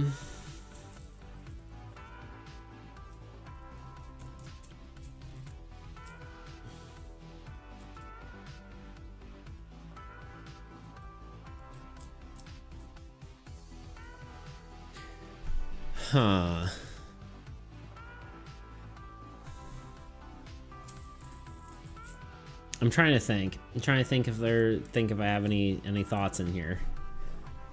I don't know if I have any thoughts. For tracking, it could just become the opposite of what it is. don't know if that's too much. Yeah, I think that's just too much, because then you're having to remember that every single time. And then like you have, say like someone deck builds a thing and Shadow's Den or Siege Engine shows up, and then it's like it's the opposite of the opposite, and then it's like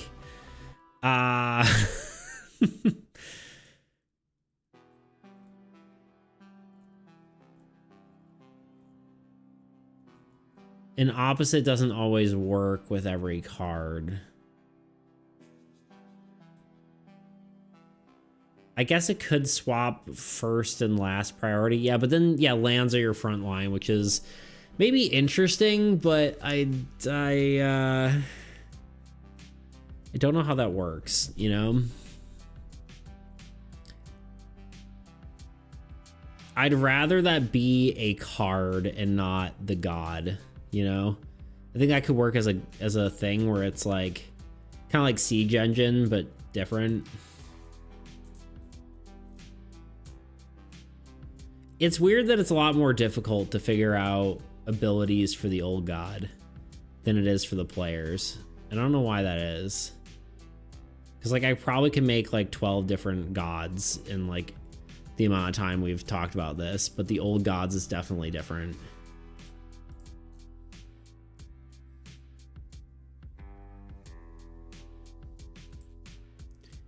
If lands are your front line, 2 would never play that. Definitely, because he'd be putting all his turtles in danger. It's so true. Very, very true.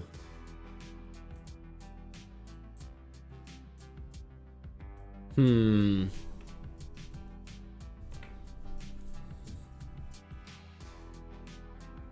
we have my Claude credits back and we could ask an AI?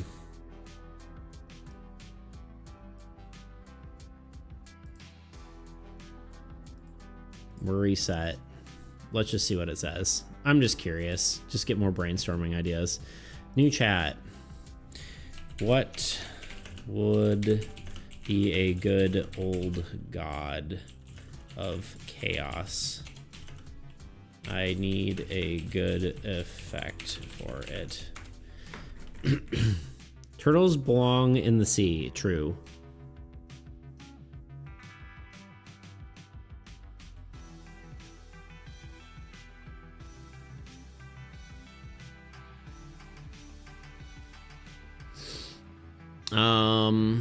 Pure randomness. At the start of each round, randomly distribute units on the battlefield to a new position. Each redistributed unit gain. Okay, this is no. Whenever a card effect resolves, there's a 50% chance. No, this is like, it thinks it's a video game. 50% chance to also triggers a random other target. No. See. Cards in hand lose their printed effects. At the start of each turn, each card... Well, okay, this is not Han. It needs to read over my rule book again.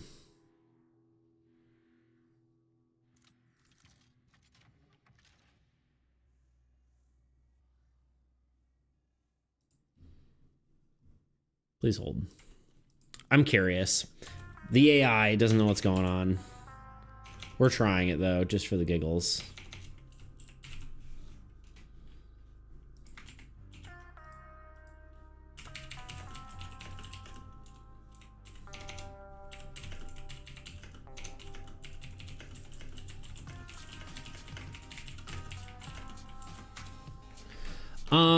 Let me think about what archetypes exist in games. Like, Umbra is a swarmer, right? So cool is a debuffer. Okay, I like that.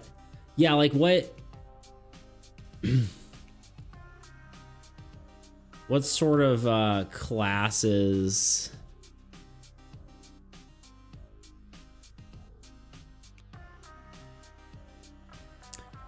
In Grok, you can make a project and it will save conversations just saying Elon's AI baby is my dude. I love Grok. Grok is my new favorite AI. Not Grok. Sorry, Claude. Claude is my new favorite AI. You said Grok and then I got confused.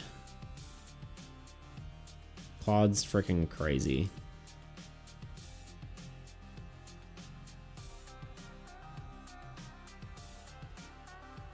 At the start of the turn, the Old Gods phase, randomly reassign the attack order of all monsters in play. Huh, I wonder who came up with that idea. Tuna, it's stealing your ideas.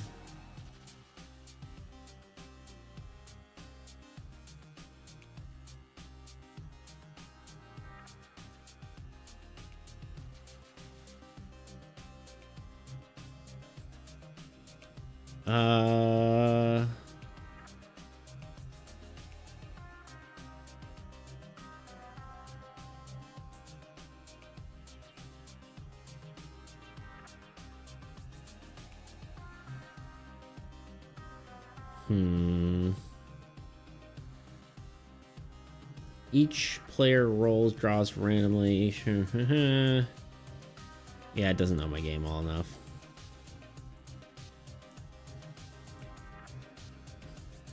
Yeah.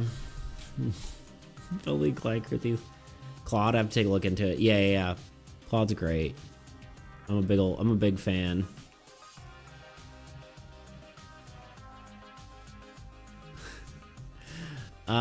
And like me, Adonimus has a good idea. Yeah. It's like me and Adonimus has me when Adonimus has a good idea. Yeah, there we go. I can't read.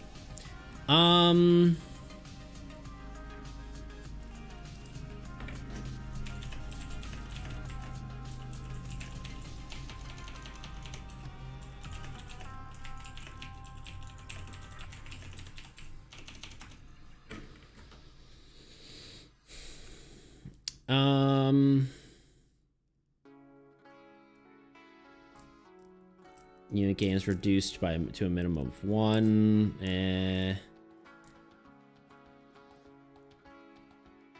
Monster attack weakest, and so yeah, no. Structures are turned into lands, and lands are treated as structures. That's just weird. Players draw 1 fewer card. No.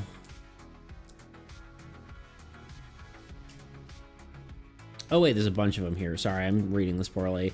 The start of each turn, unit phase, they must move half their units. No. Units cannot be allocated this round. No. Each player must remove. Messing with allocation could be interesting. Right? Because right now we don't have enough restrictions, so we're thinking too broad. Yeah, I guess that's true. Let me finish reading this just for the giggles of it, but... Monsters attack the weakest target instead of following... You already said that. The Old God cards attack in reverse order. Yes. All player cards lose their attack icon when they have 3 or fewer units. Interesting. Huh.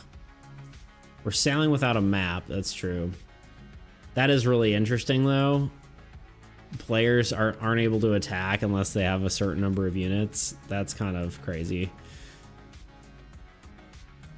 I like that I don't know if that's a god ability, but it's certainly at least an old god card. You know what I mean?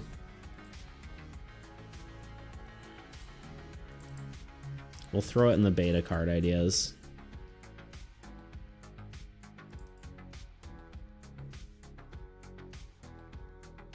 Makes it a lot harder to deal with minions. Yeah.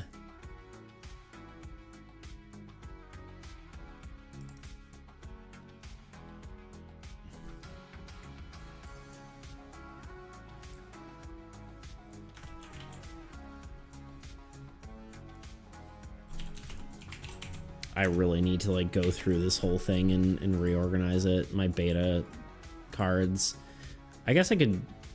Oh, I don't really want that on screen. Just in case. Any doxing information here. What else we got? Whenever a player attacks, they must also lose 1 additional unit from a random card they control. Structures are treated as... No, I already read that. All ruins effects apply to the Old God cards instead of the player cards this round. Doesn't make any sense. Disabled cards treated as enabled for targeting purposes. That also doesn't make sense, but we could play around with enabling and disabling as well. That could be a thing.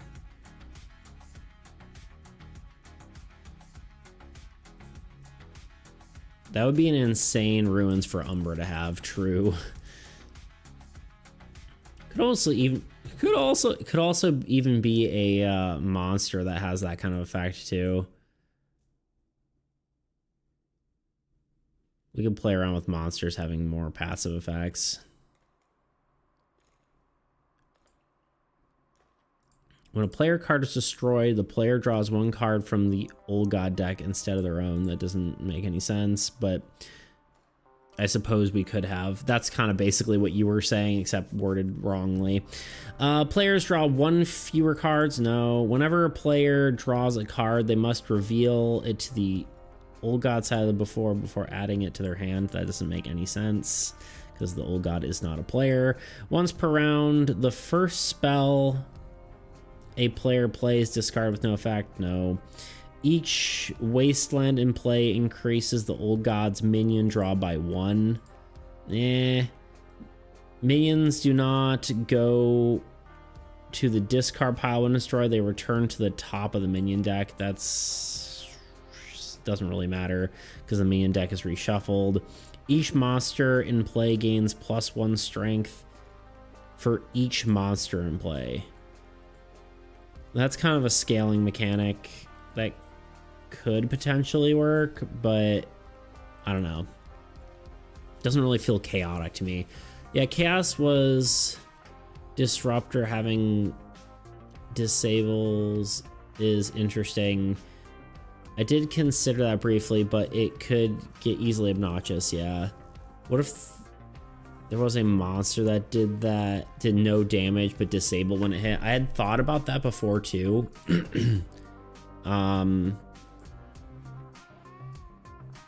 But I don't know if I wrote it down, so let's do it.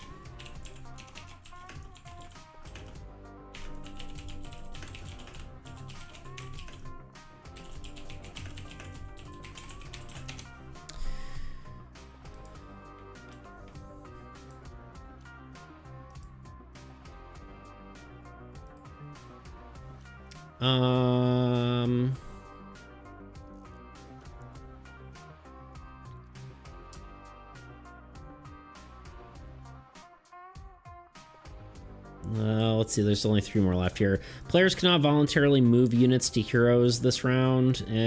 Card effects resolve in reverse order. That's going to be just so confusing. But it really doesn't matter also. Whenever any card is destroyed, draw 1 minion. That's just Tusk.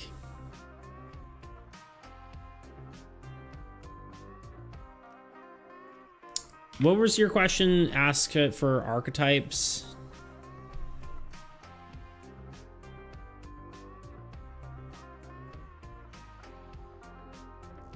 It's just good for brainstorming, I feel like, right? It's nice to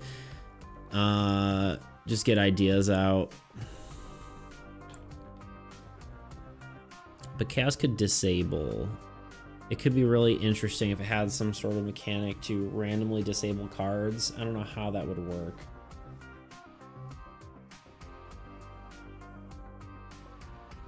Yeah, randomly is hard.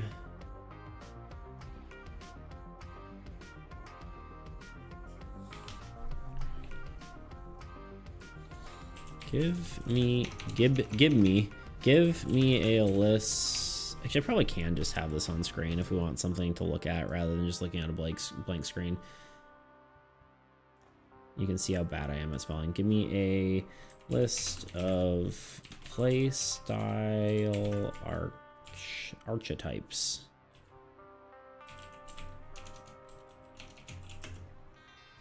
Why can't I type? Archetypes. I can't archetype, you know?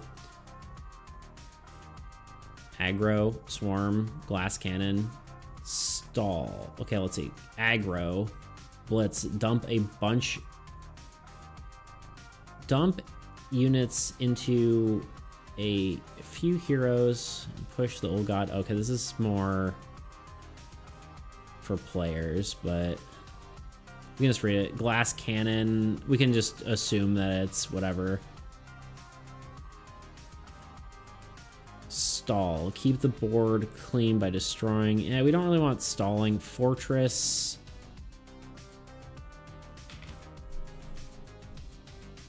make it for the old god instead.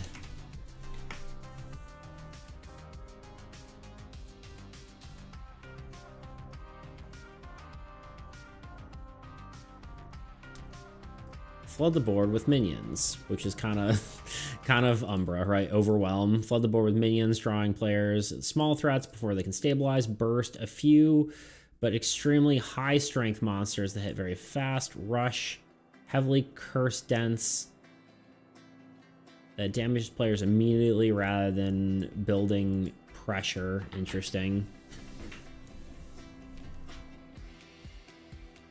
Or not even randomly, just being somehow harder to predict and play around so that you have to adapt to a strategy on the fly.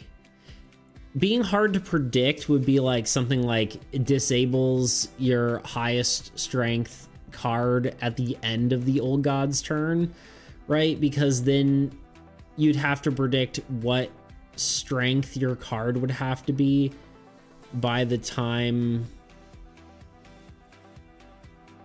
like, after the old god attacks. So like obviously the old god's gonna attack stuff, and then at the end of that it's gonna disable something, right? Like something like that could be whatever. Rush could be interesting, sort of like a magic counterpart. Yeah, I could see that. Maybe being able to redraw spells or like curses. Because right now, even these cards, the cards that let you redraw from your discard pile, don't include curses.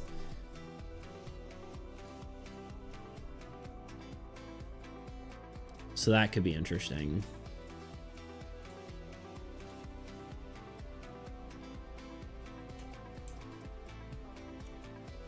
Let's see what else. Lockdown ruins and base effects that restrict what players can do each turn, slowly staggering their options. I guess that could just be a whole deck, right? Where it just slowly disables functions, right? Like a card, it's like, well, I guess I was about to say a card, make it so cards can attack. I'm like, then you literally just instantly lose.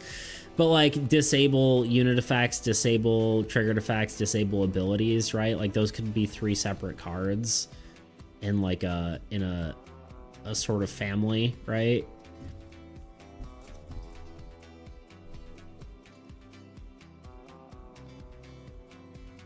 Tuna, it was a good idea to do this. It's much more broad and is making me think better.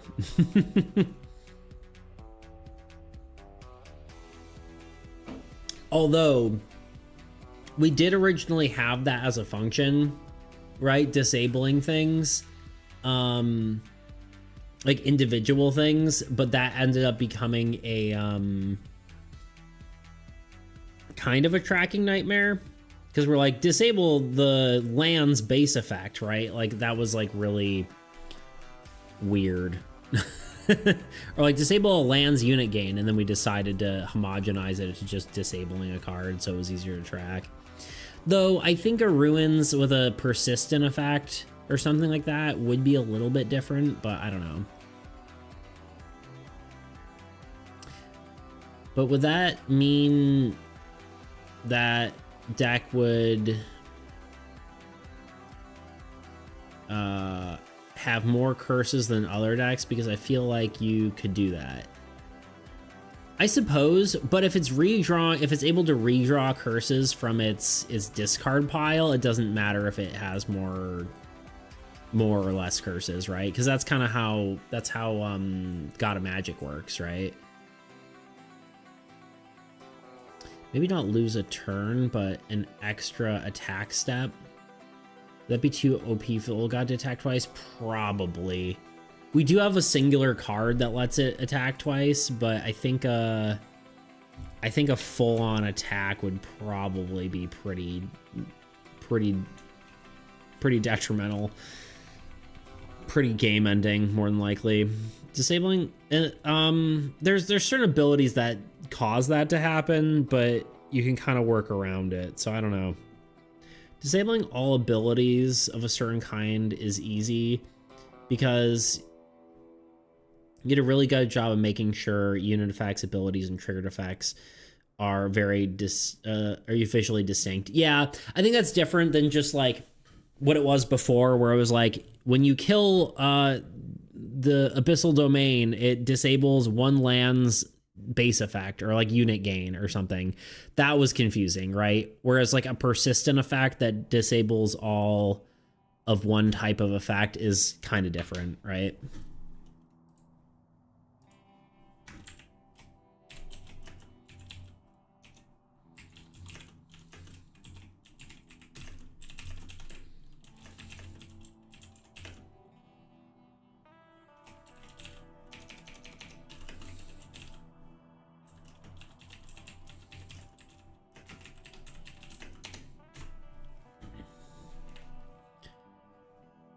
Is there a card that can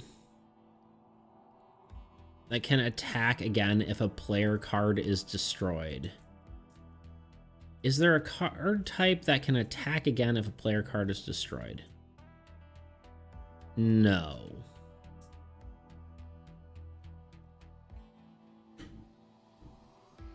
Like repeat attack mechanic whenever it's called. Yeah, I get what you mean. No, it is pretty scary, but I suppose the problem is that it could like trigger and just keep going forever, like just completely wipe out a player if it does it. But I guess it could just say attack once. I'll put it as an option.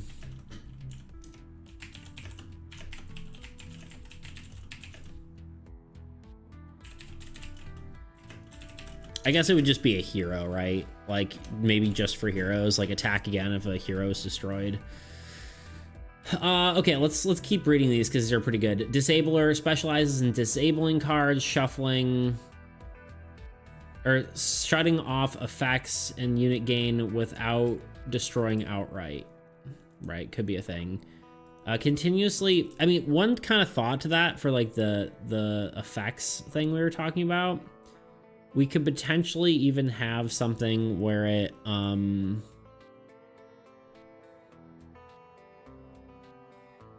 where like this has 3 separate effects. Like if I don't know, like if there's X number of cards in the discard pile, like just to do a random thing, right? If there's X number of cards in the discard pile, disable unit effects. If there's X number of cards in there, disable triggered effects. If there's whatever, disable abilities, right? Or maybe there's just 2 different ones, right? Like that kind of idea could be interesting. So it like rotates through it based on the number of cards in the Old God discard pile or something like that, right? I don't know about discard pile. Like that might be a way to randomly track it, or number of like monsters on the board or number of minions on the board. We could use a counter somewhere to track a phase of an ability in a different sort of thing. You know what I'm saying? I think that could be interesting. Because that's actually probably how I would do the whale mechanic. Is not based actually on number of rounds, but how many cards are in the Old God discard pile, I think. Because that's actually a trackable thing, right? Like whale will only come out if there's, you know, 6 cards in the Old God discard pile. Or like X number of cards on Old God cards or player cards on the board or something like that, right? Like track something like that. Because number of rounds is something that you can't really track unless you're really paying attention to it. Wait, what if it's something like in reaction to you using one of those abilities, like If a unit effect is active, something happens. If an ability is used, something happens. If a triggered effect, something happens. Yeah, I can see that.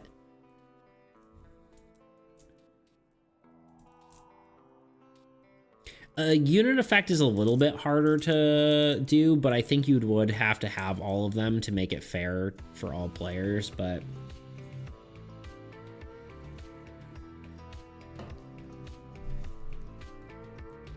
That's also would be a lot of text, I think.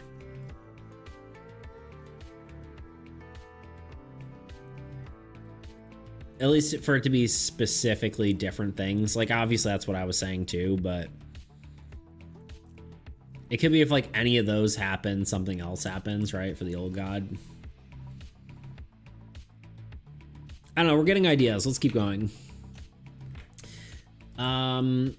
Drain continuously reduces unit gain, slowing starving players of the resources that they need to fight back. That is what we talked about for decay.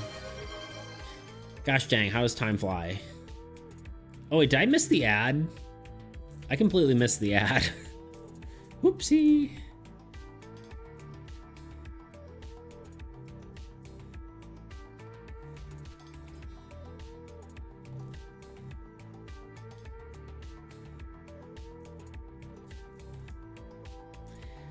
Maybe a unit effect is active. No more units can be allocated to that card with the unit effect. That would be pretty crazy. That would be a constant modifier, basically. Yeah. Interesting. All right, let me do my sit-ups again.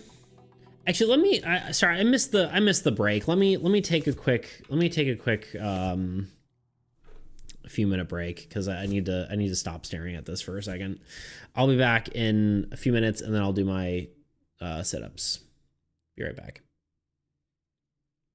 Ever wanted to make a board game but felt completely overwhelmed by how much work it takes designing every card, every rule, every little piece, only to realize it doesn't work and you have to convert all the cells in your spreadsheet into complete game components, cards, tiles, tokens, you name it. The first time I found this tool, it blew my mind. No more opening Photoshop and editing each card by hand. Just change a single cell in your spreadsheet and it updates the card. But enough hyping it up. From here, you've got a few options. Use one of many built-in layouts, customize an existing one, or make your own from scratch if you're feeling fancy. Once you have your layout that fits your game, you import your spreadsheet and Dexterous does the rest. All your cards generated in one go.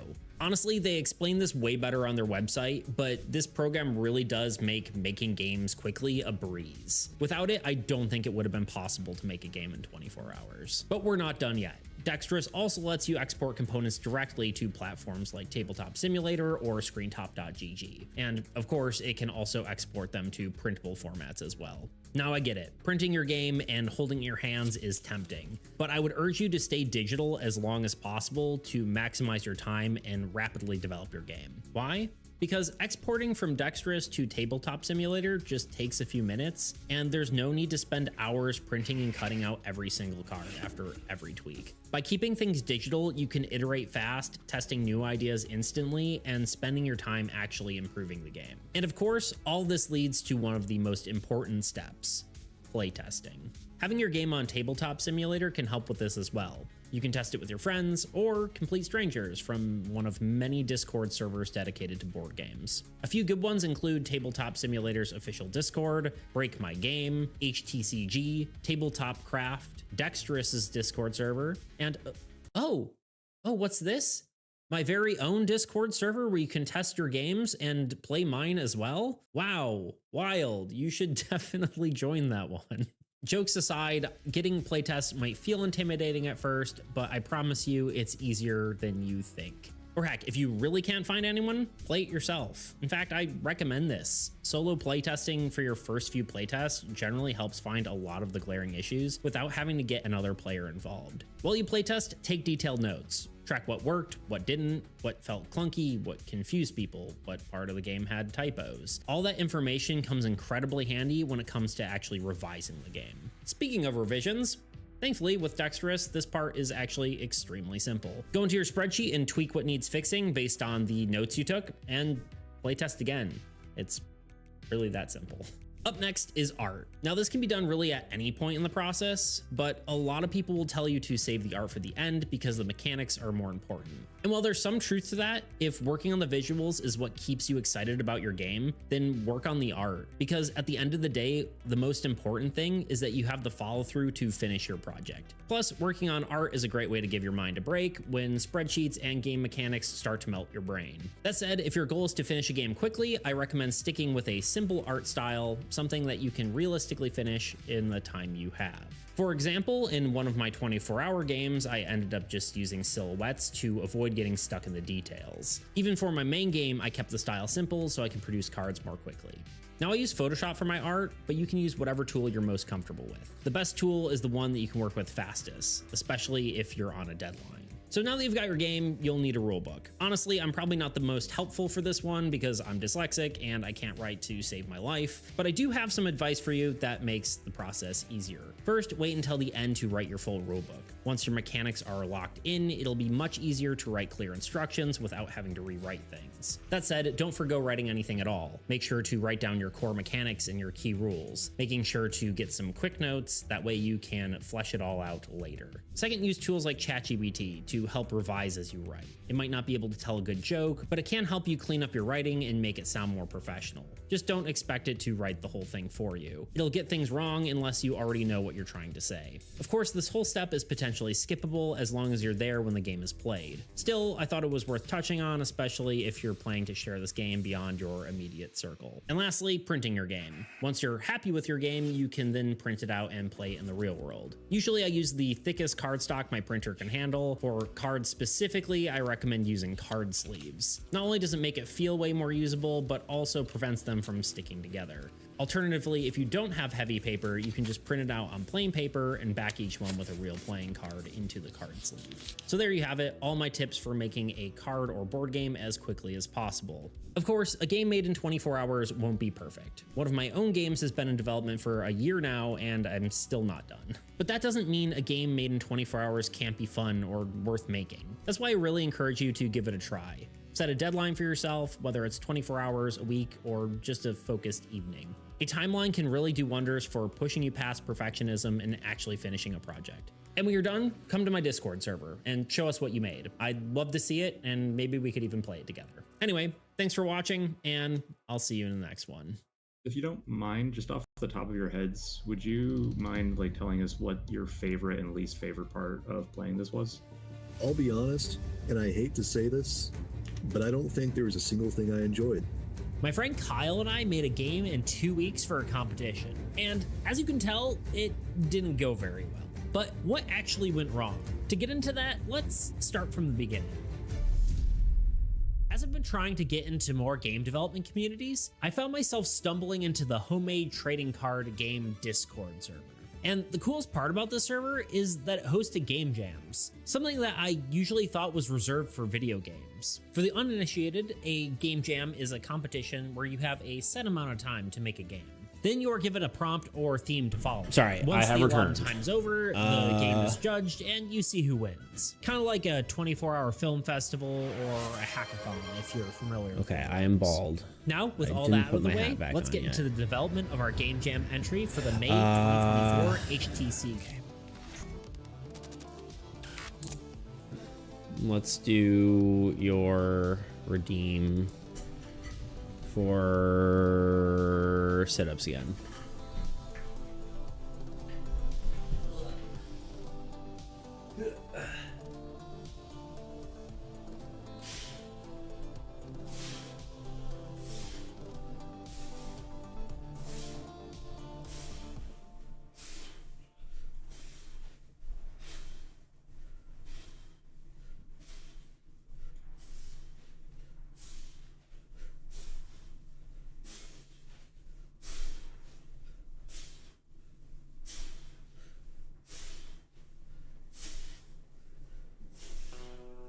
Oh, man. Whew. Okay.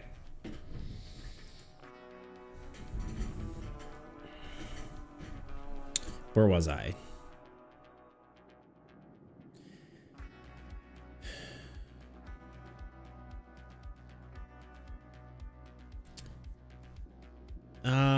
limiting how many units you can have on a card is actually interesting too. Like maybe lands and structures can only hold certain amount, and once they reach a cap, they can no longer generate units in any way. Interesting.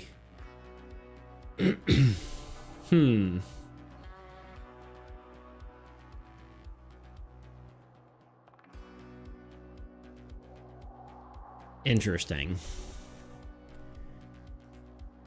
I'll write that down. It's something I gotta think about. That I do like the idea behind that, and I have thoughts that I've gained from just walking away from the stream for a second. Unit gen cap on X number of units on card, which means basically you need a certain number of cards in the field in order to gain those number of units, which is kind of interesting.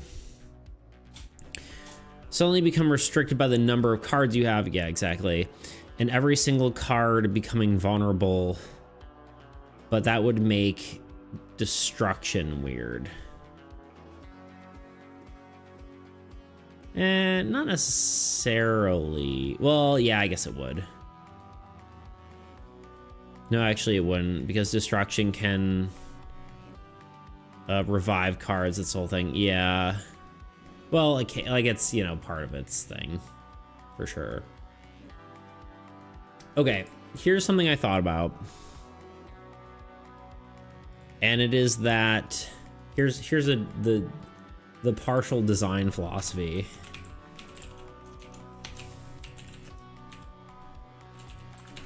Oh god. Philosophy. No, it was kind of close, sort of. Here's what we need to pay attention to. So I think the old god needs you need to be able to there has to be some player agency of some sort.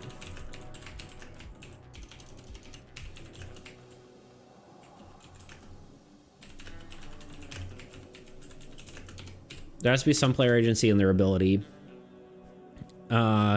Meaning, like, the players have to have some sort of control, potentially, over how the old god's ability is functioning. I don't think it can just be a passive effect. I think the passive effects should just belong on other cards that they control. But I think the old god itself should... this is a current working theory, right? We don't really know yet, but I think this is kind of how it should be. But yeah, players should have some sort of control over it, whether it's just like needing to prioritize certain cards or whatever. I think old gods should when scaling effects, power should go up with their own number of cards or down as the player's card player. Well, up with, sorry. Power should go up when their cards go up. Posture check, you're right. Slouching, you're so right. Power should go up when their cards or player cards go up. Meaning like when they have more cards or when the players have more cards, they can scale off of that. But they shouldn't scale off of... It shouldn't work the other way around. Like if player cards go down, they shouldn't be gaining power. their cards is a little bit trickier too, right? But I think that's how it should work.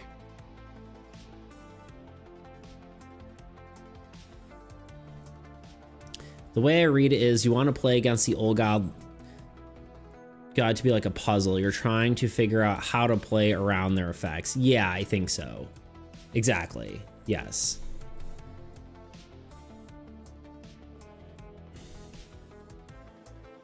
Scaling, basically, you shouldn't. So like, I like the idea of like when you attack, or like when something attacks, it like when it kills a player, it draws a minion or something like that. It's cool, but I think it gaining power from the player's loss of cards means it's going to snowball, and I think that's too. I think that's too much. I think it needs to be the other way, where it's like, if the it really probably should be based on the number of player cards. Like, I don't know. This is. Let's just like this, right? Their cards are like kind of maybe, but player cards, like once player cards, this should say go up, not got up. Got up, bro.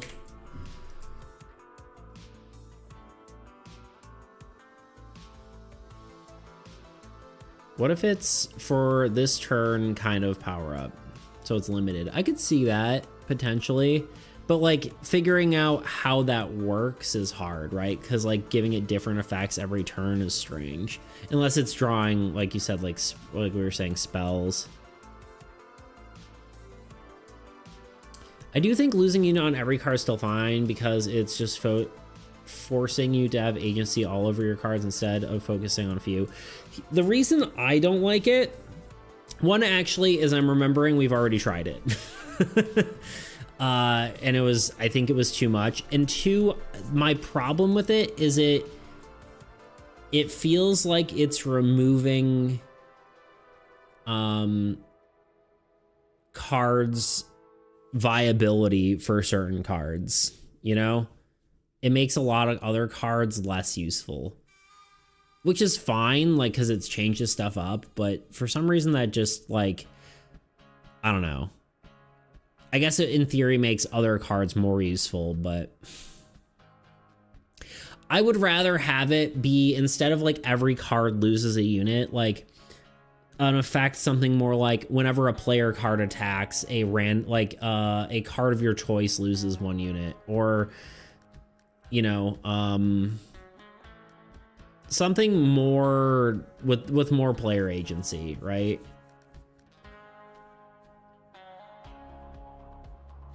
Because that feels against player agency, just passively losing just a bunch of units. I don't think it feels good. I'm almost positive we've done this before now that like we've been talking about it for a bit.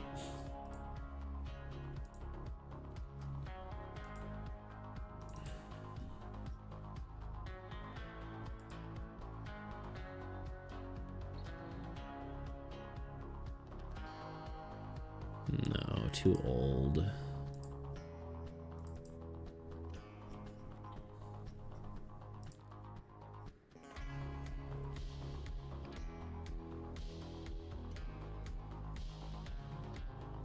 Huh. I guess I didn't keep the, I changed it before it even went live, I'm pretty sure. Oh well.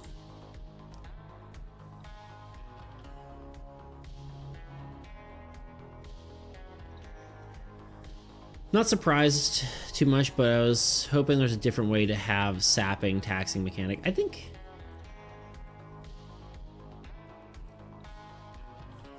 maybe it primarily attacks cards that attacks lowest.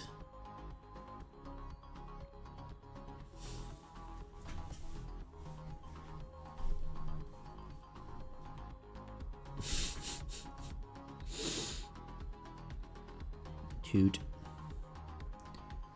Illu. Illu. Illu. You know what I mean?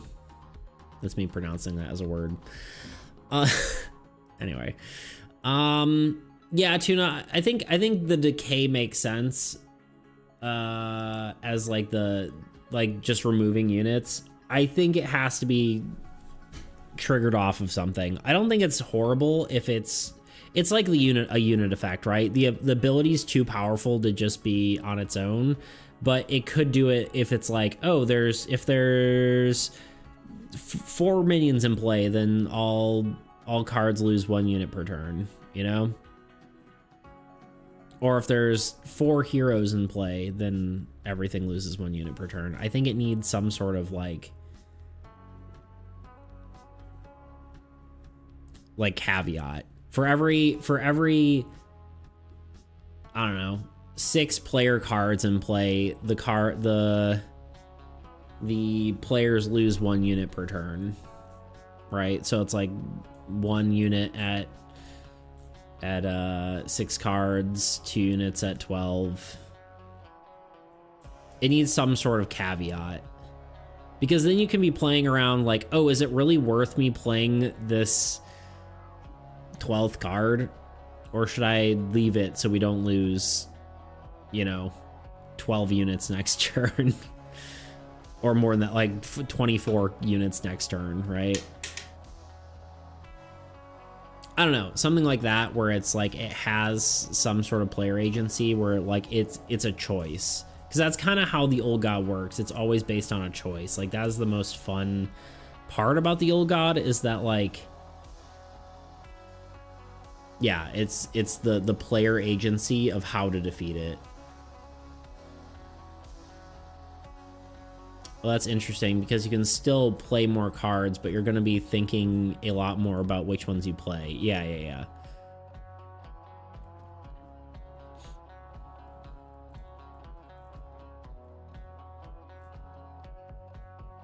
Exactly.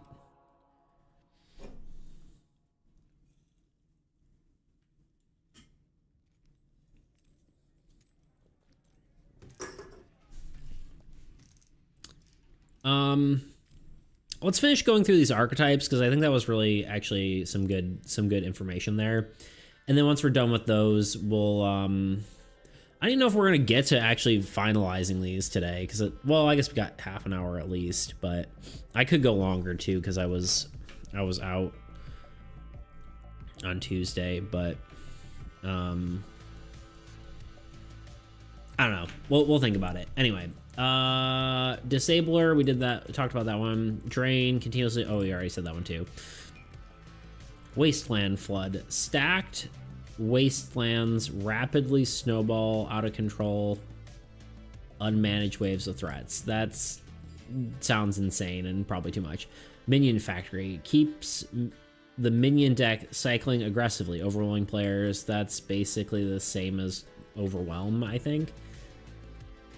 Cascade, defeating effects that chain into drawing more cards, meaning killing Old God cards makes things worse. That makes the game impossible, unfortunately, as interesting as that is. Trap, loaded with negative defeated effects, punishing players for destroying cards. Maybe. A god that affects your attack economy could be cool, because it's basically just reverse militia. The problem with affecting attack action economy is that it does make it so it makes the game last too long, I guess, is the biggest thing. But maybe?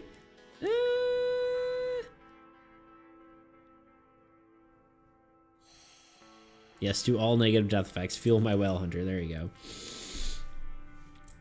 But yeah, I don't know. That's a maybe something to think about. Aggression tax. Every time a player attacks, something bad happens. Make players afraid to engage. That's maybe interesting. I guess maybe I think that's more interesting than lowering attack action economy. Which I guess is kind of what we were talking about, right? Like maybe even having it so like when you attack, you lose a unit on a random card of your choice, or like whatever. come back weak early, but effects and defeated effects scale the longer it goes on. That's kind of hard to categorize in like an individual card, so maybe. Scrambler constantly disrupts unit allocation, attack order, and zone rules, so players can never settle into a rhythm. Which I guess would be the chaos thing, but that kind of isn't really a... I guess the chaos one could have those as its thing, right? Like it could have Siege Engine and Shadow's Den in its deck instead of this one, right? And then it kind of just messes with the order of things. Like all its cards are like those kind of cards. I don't know what its effect would be. We'd have to figure that out, but potentially it could be very like just constantly changing everything. Kind of like, I guess you were basically saying that, but now that I'm thinking about it, it could just be a bunch of cards. I just don't know what the god would do itself, you know? We also can have like, you know, sub synergies too. Like, again, like drawing cards from the discard pile, which I guess is kind of also like subverting expectations, which is this kind of whole deal. Random affects the unpredictably outcomes, sometimes helping players, sometimes devastating them. Maybe. Inverter flips game rules, temporarily turning player strengths into weaknesses. We kind of talked about that already. Grinder, no flashy effects, just constantly chipping damage in a single turn until players collapse. Man, that doesn't mean anything to me. Suffocator reduces hand size and draw. That's just not going to be fun, unfortunately. Leaving players with fewer options over time. I could maybe see like an old god like milling the deck, right? Like basically like taking one of your cards and just putting it into your discard pile from your draw pile. That could potentially just be a old god card.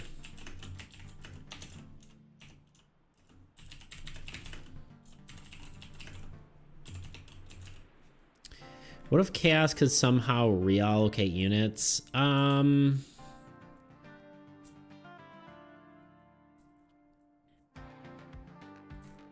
don't know how that would work, you know? Like, we do have, like, Terrify, right? All players move 10 of their units of their choice from heroes they control to structures or lands they control. Cannot drop below 1. So it basically moves all your units off of your heroes, but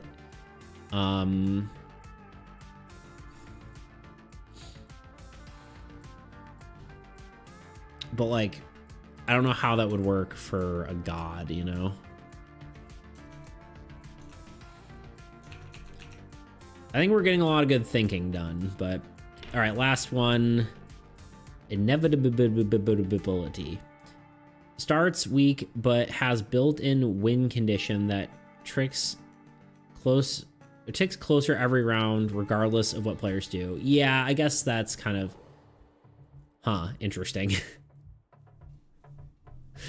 That could be interesting for like Neth or something, right? Where it's like at X number of rounds, players lose. Like at round 6, the game ends, regardless of how well you did. A timer, essentially, right? That could be interesting. I don't know if that's fun though, you know?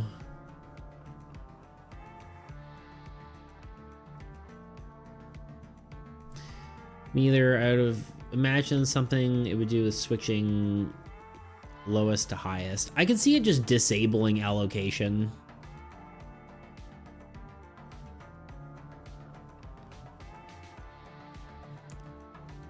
Like, I don't know.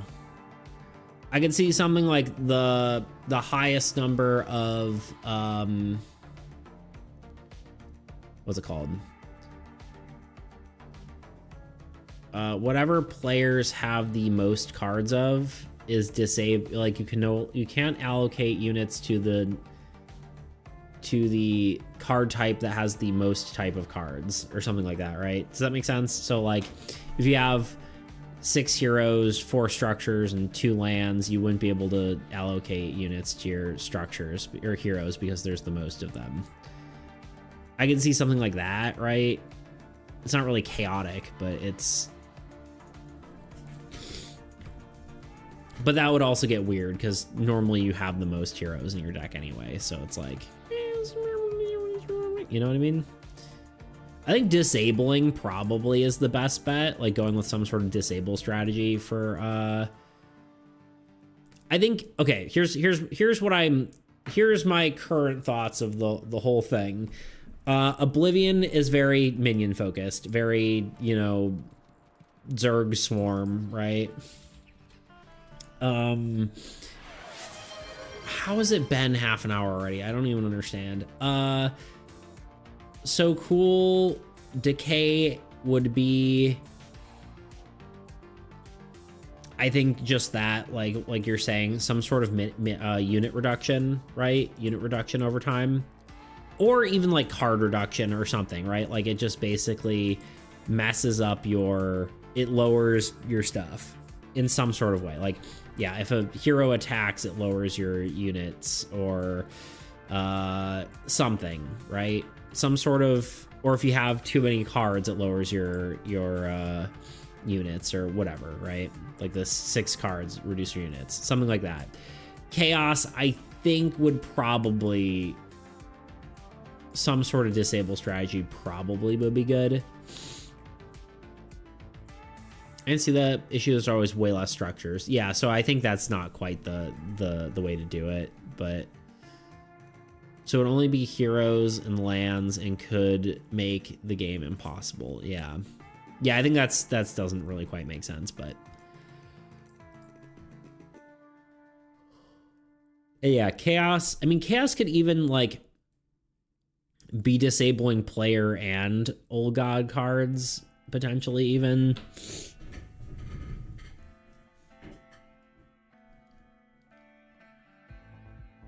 It could even be like, if a old god destroys a player card, it destroys one, or it disables a card. And if a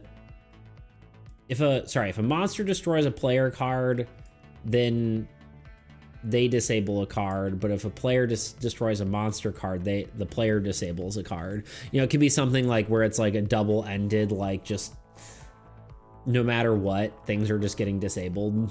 I don't know, it could be weird.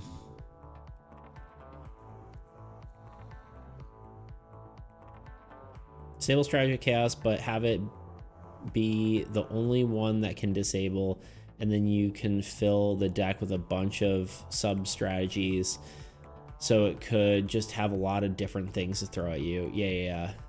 I could see that. All right, push-ups.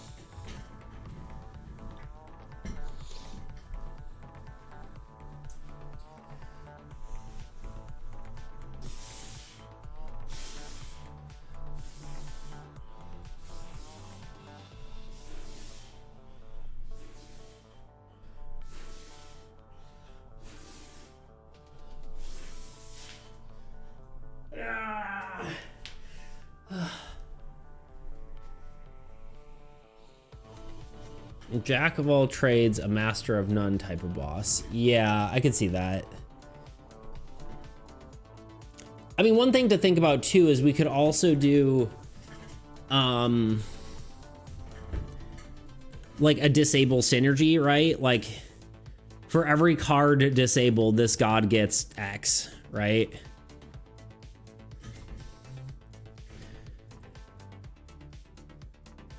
And then just give it like cards that disable stuff.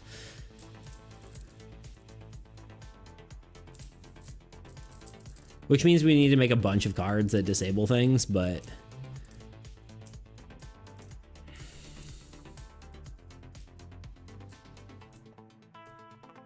that's doable. Actually, I think we already have like a bunch of cards that have disabled defeated effects, right? Like Abyss.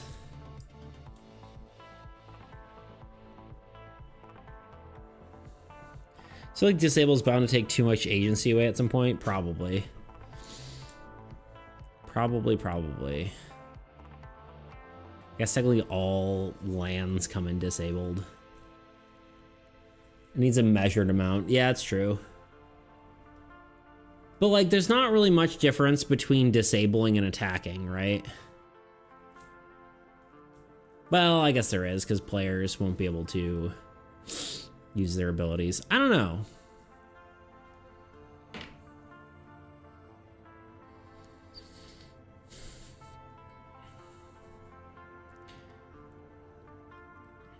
So basically, we don't have a full solution, but we have ideas here, right? Because I don't really want to have, like, I'd really rather have these be very synergistic, but I don't know. Hi, Kitten. Are you done being mad at me? Luna was mad at me because I gave her her flea medicine, and she did not like it. She was very sad. Hi, baby. Oh! What? Yoink. Nah.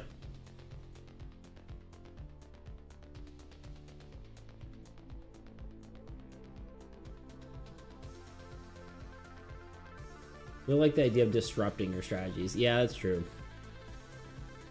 And disabling, I guess, is just randomly chaotic and not necessarily... Well, I think disabling your strongest card is kind of interesting because that is... Or like... I don't know, maybe you're right. Hey.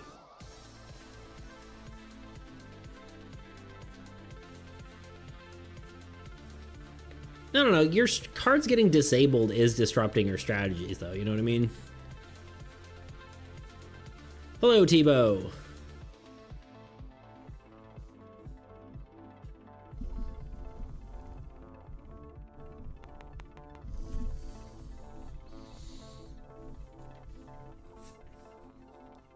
It's gonna be easy to think apart. Just hard to think so broad. Yeah, it is, isn't it? I mean, the other option is that we just start making cards and then see what synergies come out of it. You know what I mean? That is the other option. Because I think that could be done. That's totally a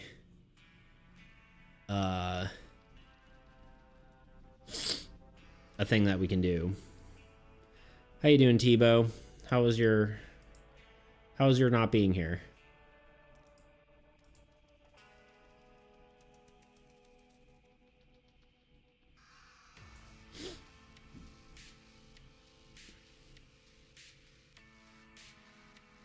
It's true. I think you could do that for Null as a test run. I mean, Null basically will just be a random assortment of cards. I don't think we will have like a specifically deck built thing. But I mean, look at Umbra, right? Even if we don't have the effect totally sold yet, the fact that it's just like these are all minion cards and these all make sense. These all make sense for Decay because they're lowering stuff. These are kind of random at this point, but these two at least make some sense. And if we keep making cards, then we'll probably eventually stumble into something that has like some sort of synergies. But we do need to start thinking about like more cards where it's like Husk, honestly, is a good example. Like when something is destroyed, spawn something else, or like when X happens, something else happens, right? Like with monsters, right? Like if you have 3 minions in play, then do X, you know?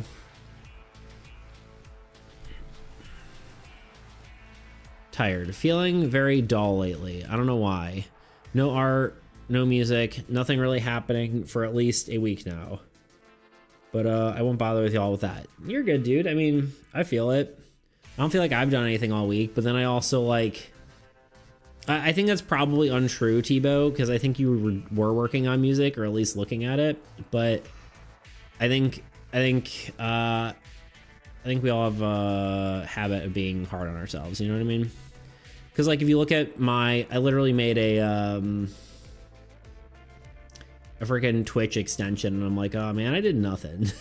I mean, obviously it's like vibe coded and whatever, and it's like, how much effort is it really? But at the same time, it's like, I still worked on it for however many hours, you know? So. Artist block, classic. The way I deal with it is just give myself time, but I don't care if that's the best solution. I mean, it pretty much is really the only solution, right? Like, just chilling. I mean, sometimes you can force your way through it, but a lot of time that just doesn't work, you know what I mean? Just being kind to yourself, take a break, come back to it. Yeah, fair. I did do some things, but I don't know. Energy has been low. I got extra week free vacation, so I'm just going to try to do nothing for a bit. Yeah, there you go. Yeah, it's tough, dude. It always is. I don't think people give credit to people enough who create things, and how mentally freaking taxing that is. You know what I mean? So you're doing good. I believe in you. Can explore new mediums. Which I've done occasionally and been inspired. That's true. Yeah. Pick something else up. Just try not to feel bad that you're not doing what you want or you think you should be doing. You know what I mean?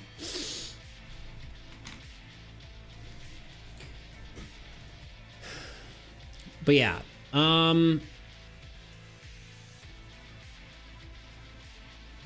Yeah, honestly, I almost think as we make more cards, we'll kind of start finding synergies, and we can start planning card synergies, and then we can figure out what kind of gods can, like, what kind of powers the gods can synergize with.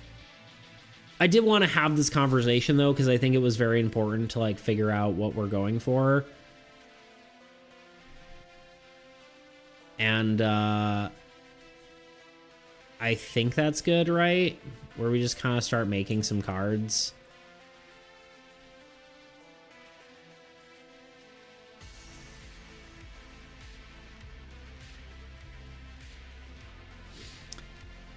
Thanks for the pep talk, and fair. Focusing on or forcing things won't help. Yeah, for sure, dude. I've been so freaking tired lately. I mean, I've been working more, like not like on my stuff, but like on other things, and then also like, you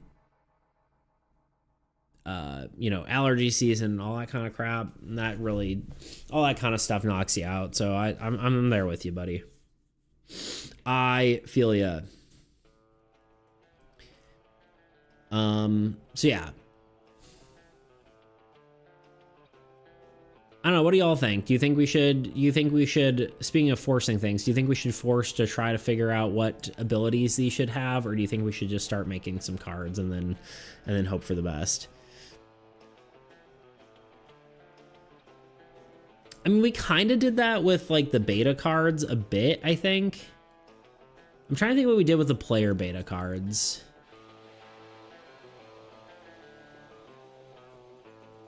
We can try to sort out all these cards we currently have and then see what we're missing. I don't even know if we need to do that, because we can just look through cool cards and make them, you know? Like, we have like a whole list of like beta cards. I really do need to go through this list because it's kind of a mess. This is something I had Claude do, but I need to go through that. We got all this. You know, I've got a bunch of stuff that we just need to kind of look through. A lot of this is player card stuff, but I mean, just offhand, you know, we do need more stuff that can disable stuff. I think that's probably something that we should do. We're pretty lacking on spells, or like curses rather. I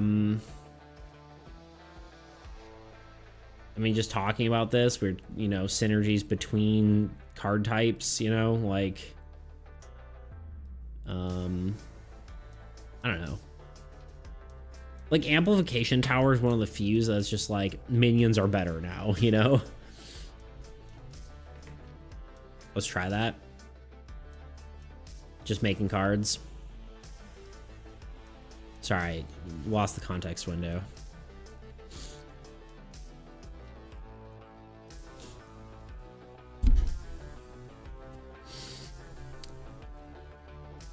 I guess we could just start an old god section of this document and start throwing in old god ideas.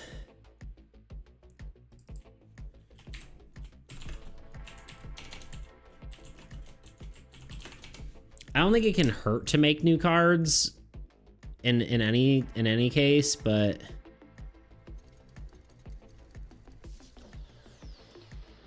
a curse-centric old god would be easy to make because they're just redrawing curses. Yeah, I don't know how that would work though. Like what triggers them redrawing old god card?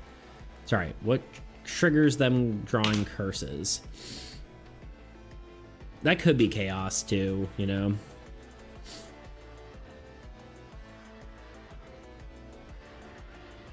Or it could even be, well, I don't know.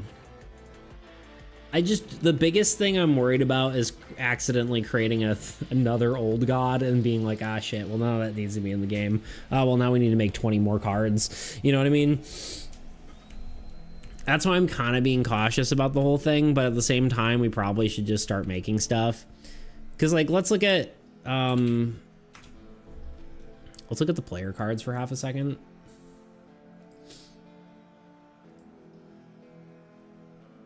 Because the original set of cards was... we stopped at Druid. And then we had like a mini beta thing where we came out with Golem and Priest. Along with actually Reckless Spellblade. But only Golem and Priest were put into it. And these were just made randomly just because we thought they were cool cards. Then we made Beast Tamer. Beast Tamer was not in sort of line with any god specifically. Same with Bard. Bard wasn't specifically for a deck. Iron Golem wasn't specifically for a deck.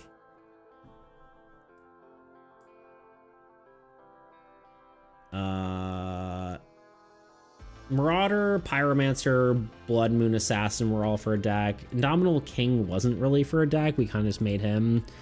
Shapeshifter wasn't specifically for a deck. Crackshot Marauder wasn't for a deck. Mad Scientist wasn't. Whale Hunter wasn't. Mermaid and Knight were. So, I mean, if like we're looking at it realistically, a lot of these weren't really designed specifically for a deck. Lands were maybe a little bit more targeted. But like you kind of have to target lands because they're like it's just generating units in some fancy way, right? Like they're all generating units in one way or another. It's not updated.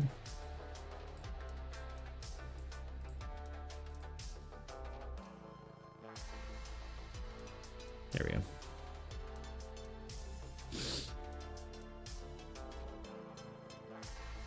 Going through the document, what worries context window, I love it.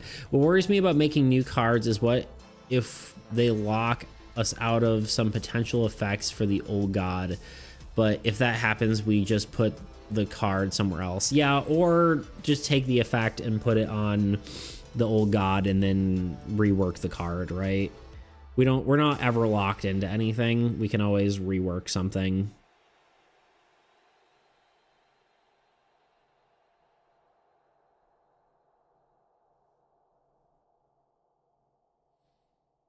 That's just Whale Hunter is more complex version of Priest. It's true.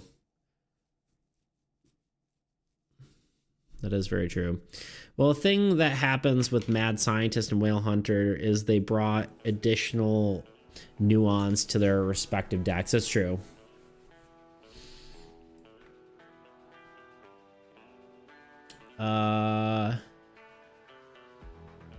Structures were a bit more targeted too, honestly.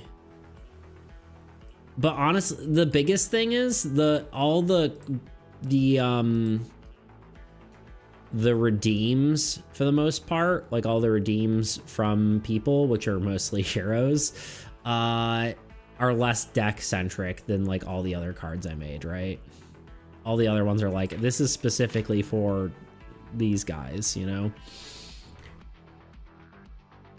I think we probably just need to start making cards, and then we'll start seeing patterns, and then we'll end up being okay. I think that's the goal. All right. Well, I think we have, let's write this real quick. Let me write in here. I'm gonna actually erase these effects.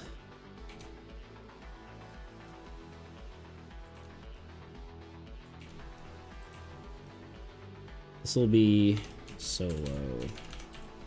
For solo play. Base difficulty.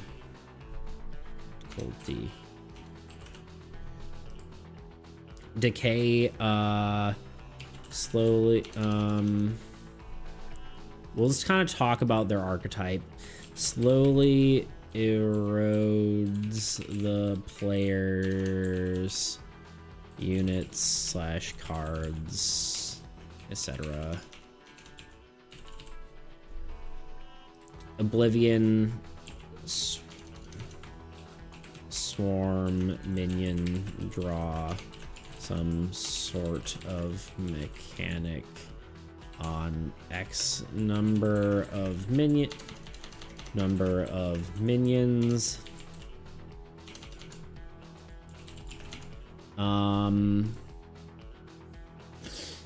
Chaos random something.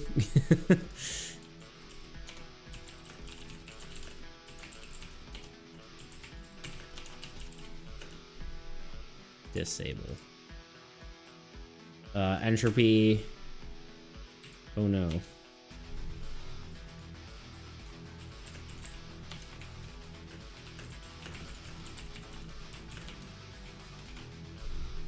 There we go.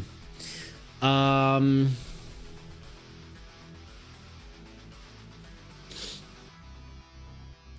will have to ponder on how the cards we've been thinking about fit into the bigger picture of the deck. Yeah, I think honestly, a lot of the time we kind of have these conversations and they don't feel like they get us anywhere, but I think it's good that we have the conversation to kind of like,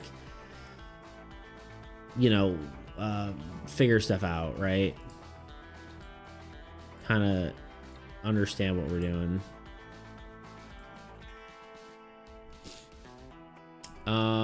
All right. I guess in the meantime, we can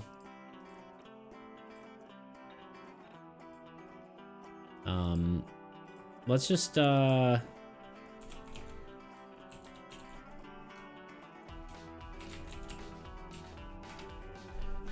me throw an image on the background here, just so it's more interesting, because I think that's fun. Yeah, let's sort and organize our thoughts. Agreed.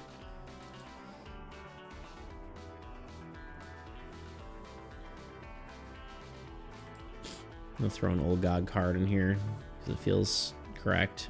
Wastelands. I think my favorite wasteland is Inferno. PNG. Oops, wrong thing. Throw it in the background. That's not how that works. I click that and then I drop it. Then we do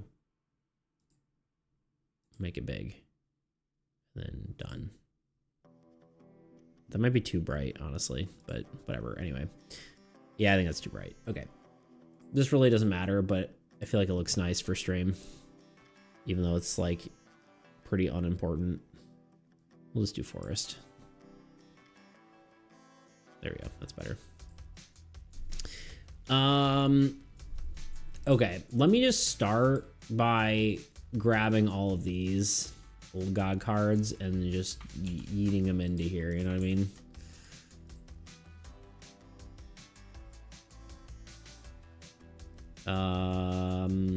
Disable your cards now become able at start. No.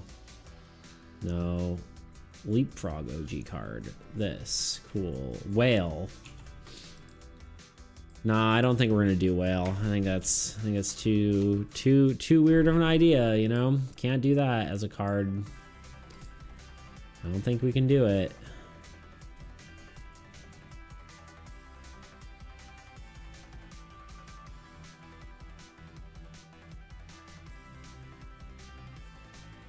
I was waiting for you to protest. It's like we're in a fog maze. In this stream, we got some lanterns so we can navigate it better. We didn't move through too much, but next time we'll be more.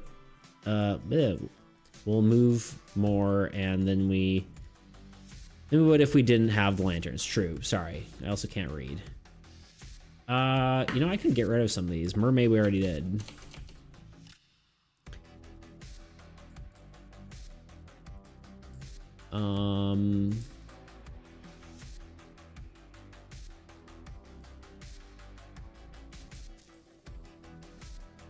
God of the Sea. Tavern draws a hero. That's fun. Got it. I hate that I like so many of the card ideas. No, whales are weird, dude. True. Like a tavern card draws a hero. That's just like, I don't know why, that's just a fun card to me. And it's like, man, we can't. This is the wrong time for this. Old God stuff. Sure, let's just copy this and we'll read it later. Trying to reorganize here. Whales are weird, dude. Hellfire! Hello! Hello. How are you?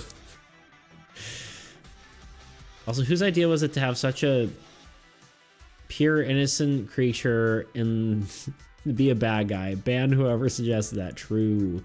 Such a majestic creature that will be murdered by your hands. It's all your fault. How you doing, Hellfire?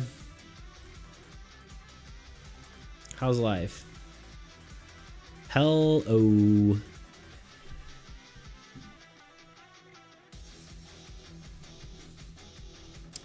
Oh, we're in an ad. Are you in an ad, Hell? Or are you already through it?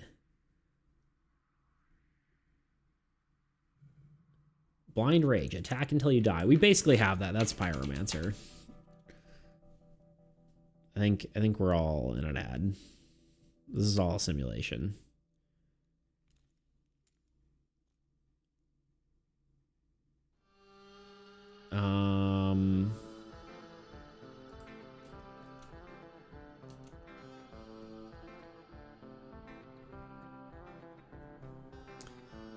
Disable your cards become... Okay, right. Always take 3 damage when players X units. When attack, send a card to the Old God deck. Supplement ads. Ah, yeah.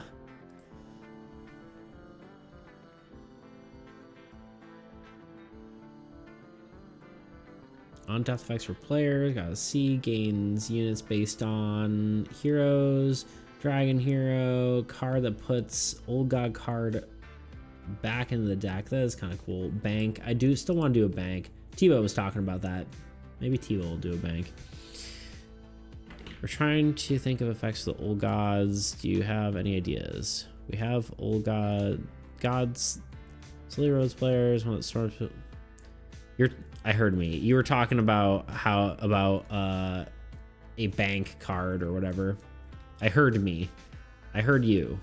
We heard you. We heard we. So I was literally looking through my beta card things, and there's one with a bank. When cards enter your hand game, when you lose units, gain some back. Double agent, trade effect. These are all... Yeah, probably not gonna do that anytime soon though. No worries. You don't have to. I think bank might eventually end up just as a card, but we'll see. We have 13 more slots for player cards. I'm back. Hello, welcome back. I feel like I said something to you. And I was like, oh, you're probably in an ad. I don't remember. What,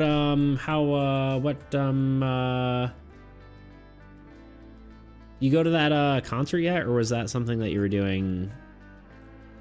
You're not doing yet, right? Is that's a while? I don't know. I haven't hopped in your stream lately. I've been going to bed early, which doesn't help. Of course, internet is being annoying the second I start chatting. Yes, lots of fun. Okay, nice. Yeah, it's a good band. I've been listening to them a lot lately, honestly. This card is a stroke, blah, blah. Oops. What? No, go away. Double attack, half defense. Oh, we did that. We tried that. It didn't work. Hero who always takes the same amount of damage. Have you thought about that one more? Because I feel like it has to be something wrong with that, but I can't figure out what. No, I think it works. Yeah. You just suck against minions and you're good against bigger things. Even better live. Nice. I don't know if I already responded to that. I'm losing my mind. Ugh, God. What am I on? Sit-ups again? Or sorry, push-ups again? I think I'm on push-ups again. It's push-up time. Time to do some push-ups. Hey, look. Look who's down there. Hey, you. Oh, hi. Yeah, no, I'm gonna do push-ups. Hi. Hi.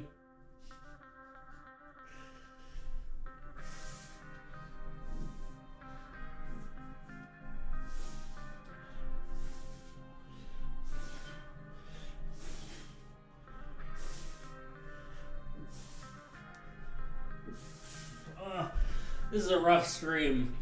Oh, God.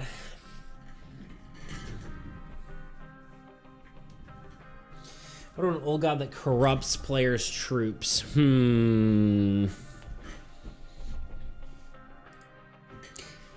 I could see it. I don't know what that would mean exactly, but I do like the idea. I mean, like, you taking them over to your side or their side or something like that, like that kind of thing is always such a hassle.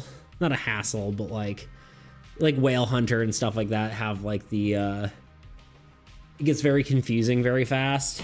Although we are making a rule that makes it a little bit easier for next one, but yeah, I could see, or like I could see some sort of debuff, but then like how would you know how they're debuffed? I don't know. Could be interesting. Happy to be a service. You know what I really need? I really need to grab some water because I did not during the break because I keep missing the breaks. It's like I haven't streamed in a day. Not a day. I missed a stream, you know? I'm grabbing water, BRB.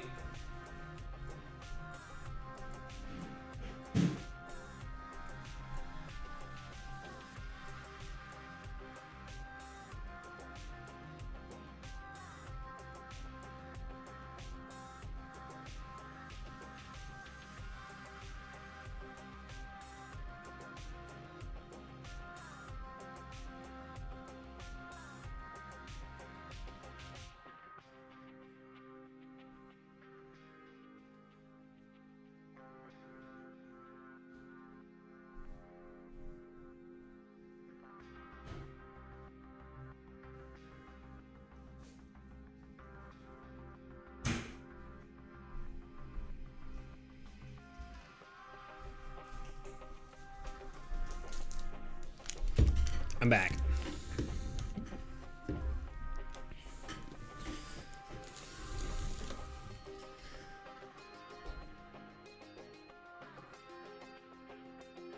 Wait, it would only take an amount of damage when it hit.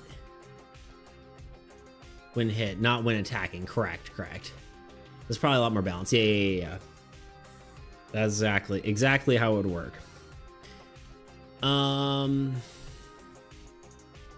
Tagging each other could be interesting, but one of the cards would always get destroyed, which is ridiculous. Yeah. What if it places corruption tokens on things, and if it ever exceeds that amount of units, that card becomes disabled or brought to the enemy field? That is interesting. Actually, Grot, I think, made like a sort of like vampire evil deck, which had like cards that like the old god had like a passive that it like had its own special set of cards where it basically did some sort of debuffs. I do think that's cool, but I don't know if it's necessarily good for like the first set to like introduce new mechanics. I don't know. I'm trying to decide if that like if I want to do that, because that would be an easy way to do it, is like have each old god just have a whole new mechanic. But I'm wondering if that's... Oh wait, I guess this is slightly different. If they ever exceed the amount of units that the card... Oh, corruption tokens. Okay, yeah. No, so the tokens would be a new mechanic.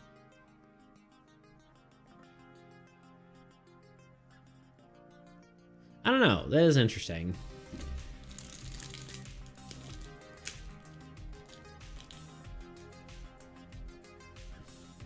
Yeah, the problem with creating a unit cap is it couldn't ever get to enough units to kill the old god. Yeah, true. Don't mind me while I crinkle things and eat a protein bar.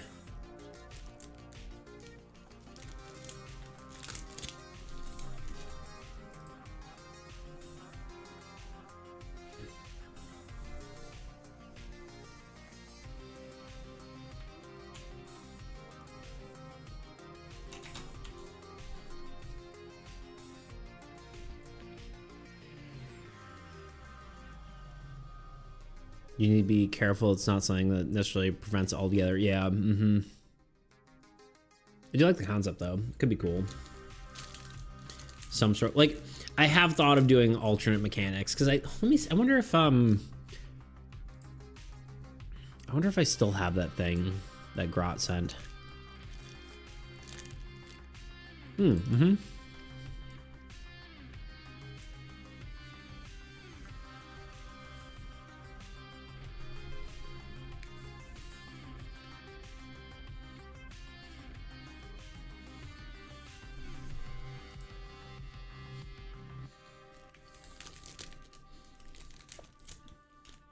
Let's see. Yeah, it was like a whole vampire thing. So, well, this card is afflicted, so affliction was like its thing. It loses 1 unit at the end of each allocation phase and cannot be affected by gods. When you draw a curse, place it under... Okay, curse I think is different in this case. It's not actually like a spell. Place it under the player's card of your choice. That card is now afflicted.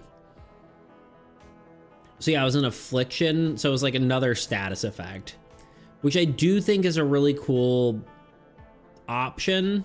Like that would work well with decay, right? Where it's like you have a specific affliction that you put on player cards that makes them lose 1 unit per turn or something like that, right? And you can't get rid of it unless you something, you know?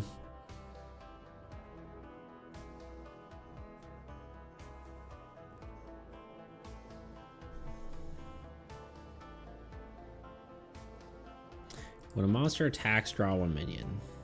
Okay. When a monster attacks, the target becomes disabled. Afflicted. When monster is destroyed, this minion is destroyed instead.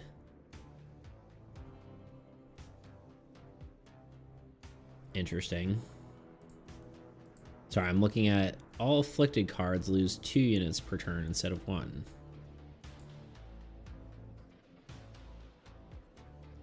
This card is destroyed, minion is destroyed instead.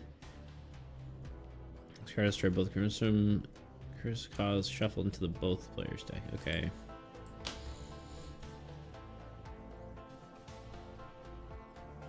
I mean, I could see it like converting minions into some sort of like negative effect that's like literally hello, I wasn't ready for that. Oh god, I'm not gonna be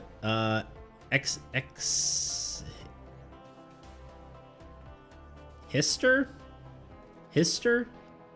You tell me if I'm pronouncing your name right. I'm sorry, I'm very dyslexic. It's the constant struggle, but welcome on in. I appreciate you being here. Thank you for joining. Right now we're talking about our card game here. And trying to decide powers of the old gods.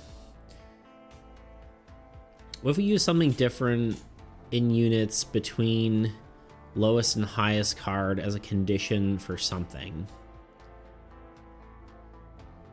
Difference is like a lot of subtracting though. I mean, we could literally have it be like minions are a status effect, right? So I'm just gonna screenshot this real quick, but I don't think we need to keep this necessarily. I want to reopen. I of course deleted all the player cards, you know what I mean? Yo, hell, what the hell? Thank you for the subscription. I truly appreciate it, man. Hellfire_ZD just subscribed. Did it say ZD? Is it British? Is Brian British? I couldn't hear if it said Z. What the helly? What the helly? What the helly hell? Or maybe he's Canadian. All those ads go to heck. Mm-hmm.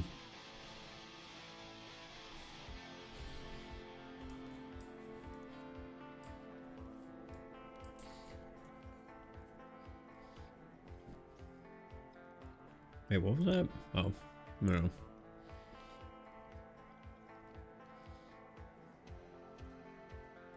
Just like 1 out of 10 something and I missed it. It's probably like 1 out of 10 subscriptions to get a hype train. It's like, okay. Any hoodles. Here's my thought.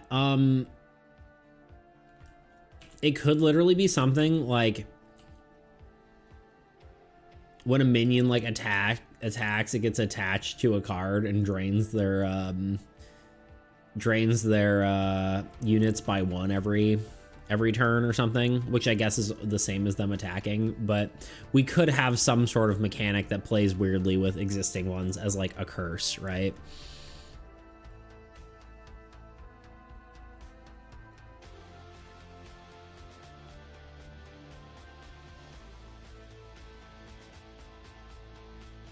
I don't know. Could be interesting.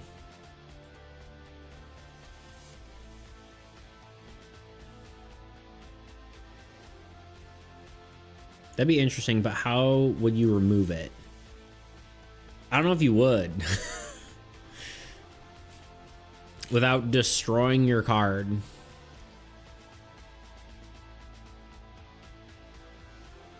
It's kind of like what you were saying, like you have to be careful about what cards you put down and when you put them down and whatever.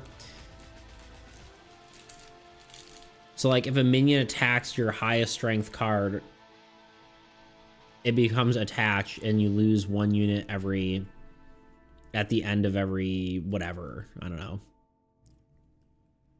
But like, is that really that much different than it attacking though, you know?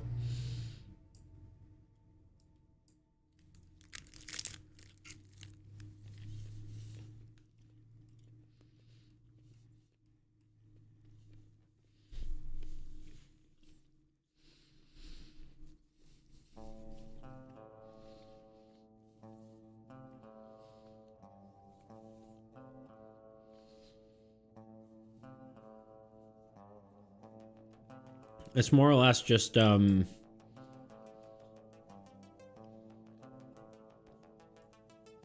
another way to word that basically would be like when a minion attacks a card, it attacks it every turn, you know? I mean, that's the same way to word it, but like it could be a thing, right? You place it here and it just attacks every single turn. But then that kind of like makes what's it, Abyssal Overseer kind of worthless, but maybe there's just some anti-synergy sometimes, I don't know.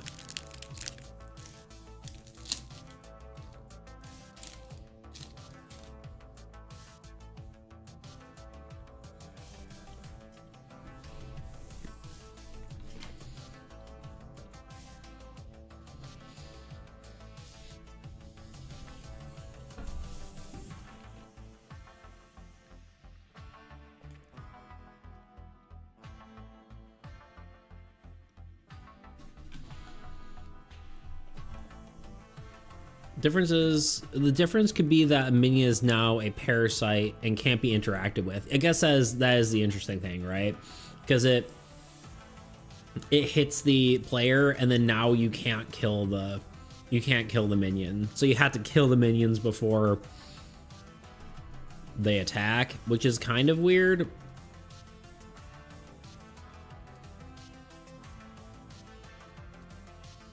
But it is interesting, right? Like but it's like a whole new mechanic. So it's like it's playing with an existing mechanic, which is cool, but it is a whole different mechanic, right?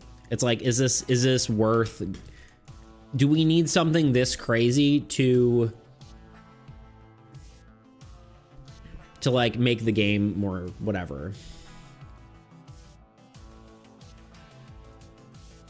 Old God decks don't need to be balanced around being able to slot any card in them. They don't need to be balanced, but they do need to be functional, right? Because the problem is if you have this, because there should be Old God deck building. We are doing that. That is a thing that will be happening, right? If Abyssal Overseer then attacks something, all minions are supposed to attack the same target as this monster attacks. So then it does something. Do these all become unstacked? Like, it just adds uncertainty is the problem, right? That is the only issue, but because the more uncertainty, the more information we have to put on this card, you know? Because Old God deck building is just a fun bonus feature, but players' deck building is necessary for longevity. Does it feel bad when things don't work together, though? I don't care whether they don't work as far as balance. I care if they work as far as clarity. Because I say, oh yeah, let's put these cards together, and then all of a sudden it breaks, like it doesn't make sense what's happening. That's where I have a problem. Parasite can initially give a 3-unit bonus, but over time drain 1 unit each turn. That could be interesting.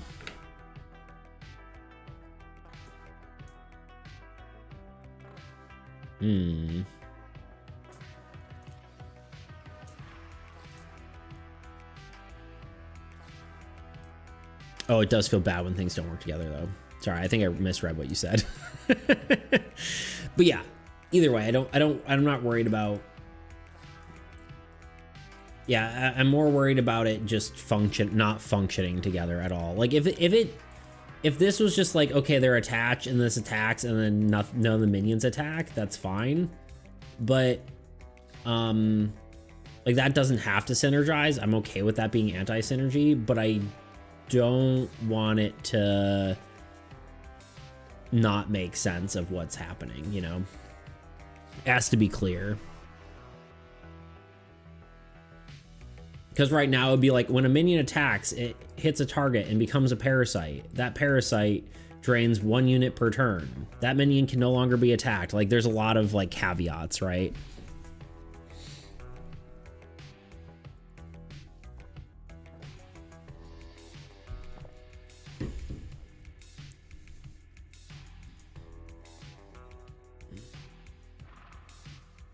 What if the parasite deals a unit of damage to adjacent card if you lose enough units on the card the parasite is on, then it is removed?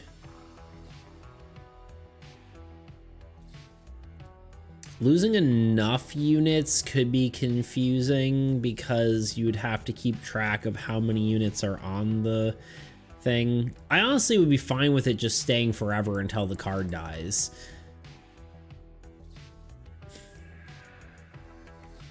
But the problem is just like figuring out I don't know. I think it's a potentially valid idea. The question is like, is a mechanic like that a good idea? I guess, right?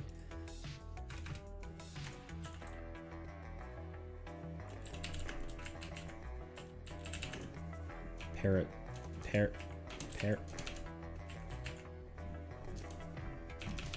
How do you spell parasite?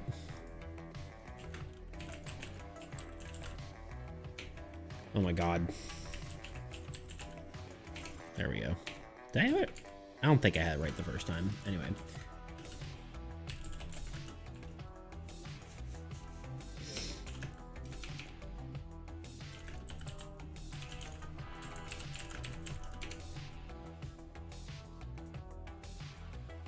Isn't the point of making more difficult bosses? Yeah, it's more like I think you might be right. Sorry, I'm gonna give you guys some bonus content here. There you go. I think I agree. My thought initially was that we could just have them have a passive that sort of exists within the game, right? Like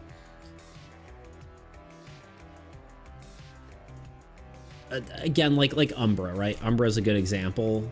When minions reach 3 stacks, you draw an old god card. Like you're replaced with an old god card. So when they stack to 3 units, they die, and then one of these cards is drawn, right? Which in theory could be worse, like if it's World Ender or something like that, right?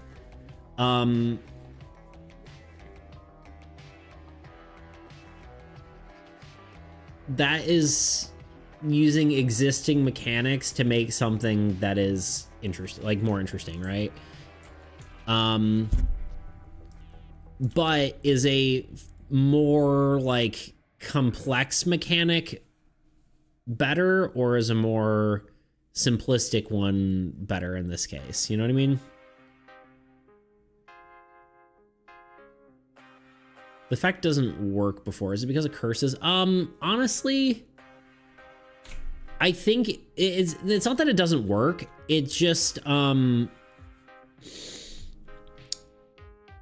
it can be weaker, right? 3 minions attacking, sometimes you draw like, I don't know. I felt like you would end up drawing something that wasn't that powerful.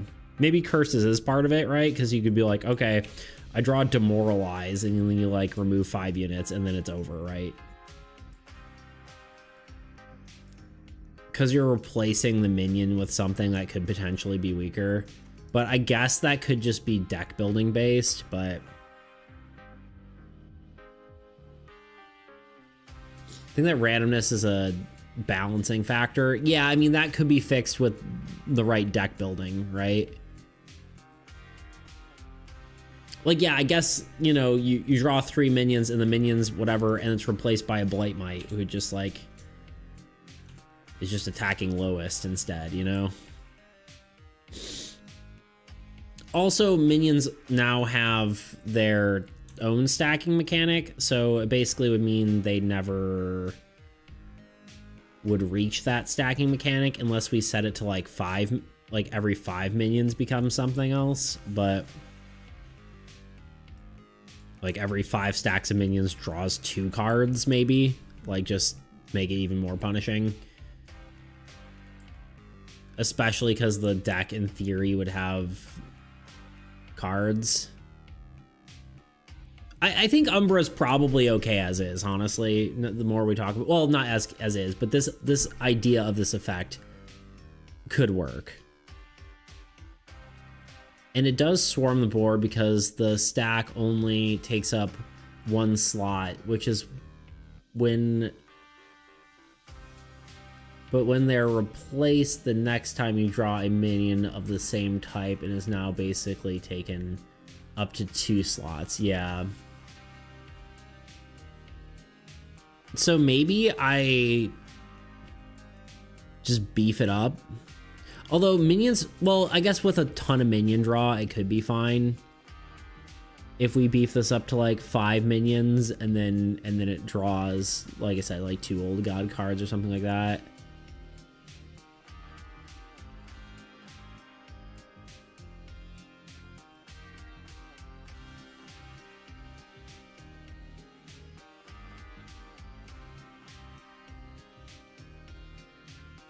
But yeah, I mean, I don't know. I don't know how complex the mechanics have to be in order to be good for the first set of the game. Like, how crazy do you have to get?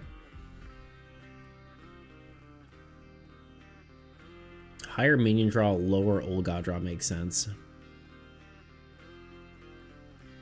It could just be whatever a minion reaches a 3-stack, draw an additional card from the old god deck. That could be it too.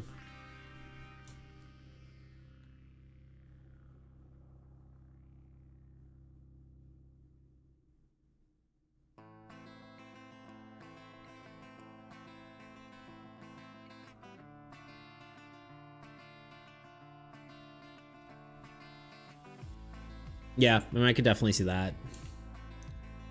For every minion over 3 stacks, draw a additional old god card. Basically is the word there. I do like the replacing. It's kind of interesting, but at the same time, I think that might just be better. Replacing just has more clarity and is easier to track, but it's also interesting. I don't know if it's necessarily more easier to track, but I do find it more fun for some reason, you know? So if we have 3 minions, it just draws. I mean, you can keep an eye on that. You just, like, during draw phase, you just look to see how many 3 stacks of minions you have, and you just draw an additional card.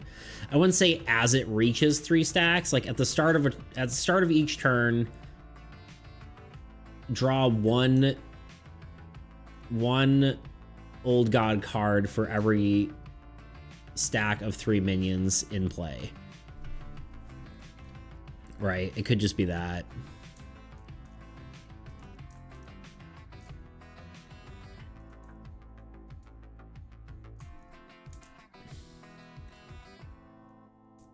I don't know. It's really hard to say.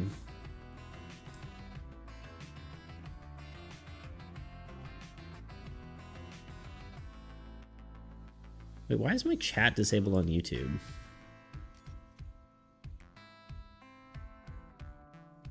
Oh, it's not. What? I hope no one was trying to say anything. It seemed broken.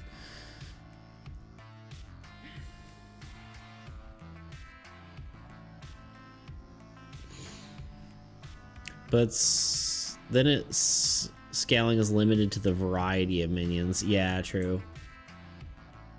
So it's not necessarily stronger. Yeah, I don't know, man. I think there's probably a certain point where we just kind of have to try it, right? I do like the removal and playing because it feels kind of like an interesting mechanic. It feels more interesting removing and playing, but I don't know.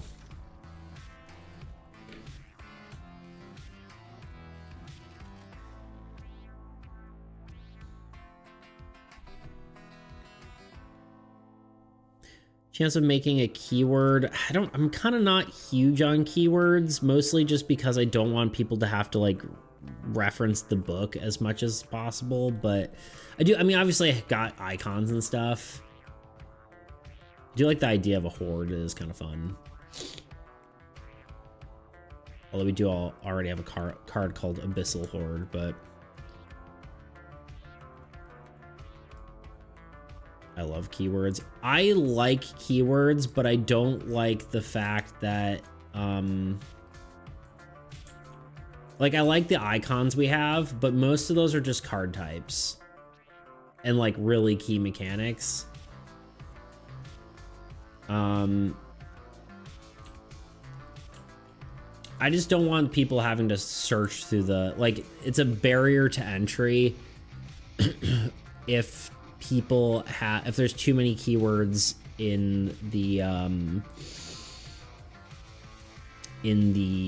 like, if you have to go search through the rule book. If it was a video game, 100% I would just do keywords. Keyword whale. Horde of hordes. I get you, yeah. Yeah, if it was a video game, I'd be like, done. You know? Because you can just, 60 seconds, is that a threat? A threat, dude? I know it's a threat. I agree, yeah. Oh, some games are so bad at tooltips on keywords. It's like, what are you doing? Anyway, let's, here's what we're gonna do. We're gonna do our sit-ups in 30 seconds, and then we're going to, okay, 0 seconds, rather. All right, you guys don't get to see Luna anymore, because I gotta do sit-ups. I like how I'm just, like, keep making Toot the bad guy in my mind. I'm just kidding. Toot. I am become strong boy for you. Ugh. I'm also gonna lay on the floor for a second. Hold on. Okay.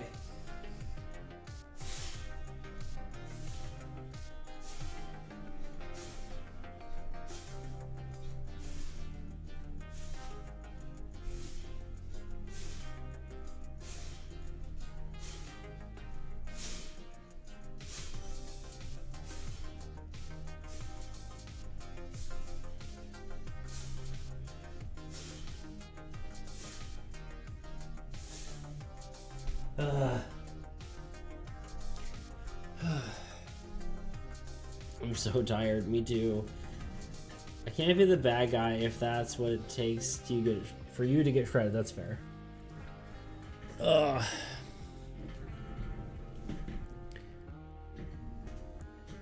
I think my next little guy is gonna be a rack of abs. I don't know about that, man. I don't know how to even do that. Just abs, but a face of abs. Little ab guy. I feel like that'd just be so cursed. Don't game the system. All right, here's what we're gonna do. We're gonna go through all these and see what sounds good.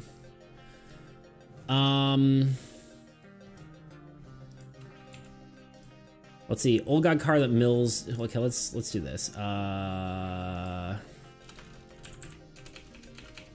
didn't mean to do that. There we go.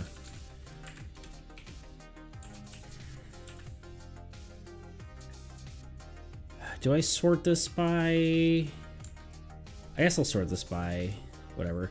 Old God stuff. At the end of the Old God turn, choose a controlled card to be put back into the player's hand. All units on the card are lost. I guess all this can go here.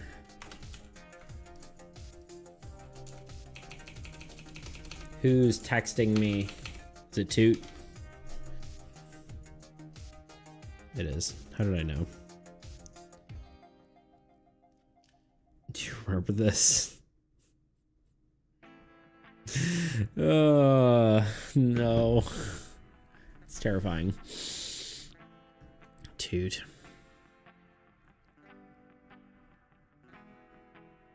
Was dirt, moving dirt. Man, if I was paid by the pound, I'd be a rich dirt mover. Heck yeah. You could also do a wasteland that's a prison for all the people who didn't appreciate the turtle enough.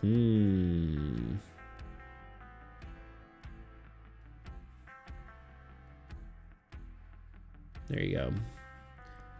I guess I can sort all these out, right?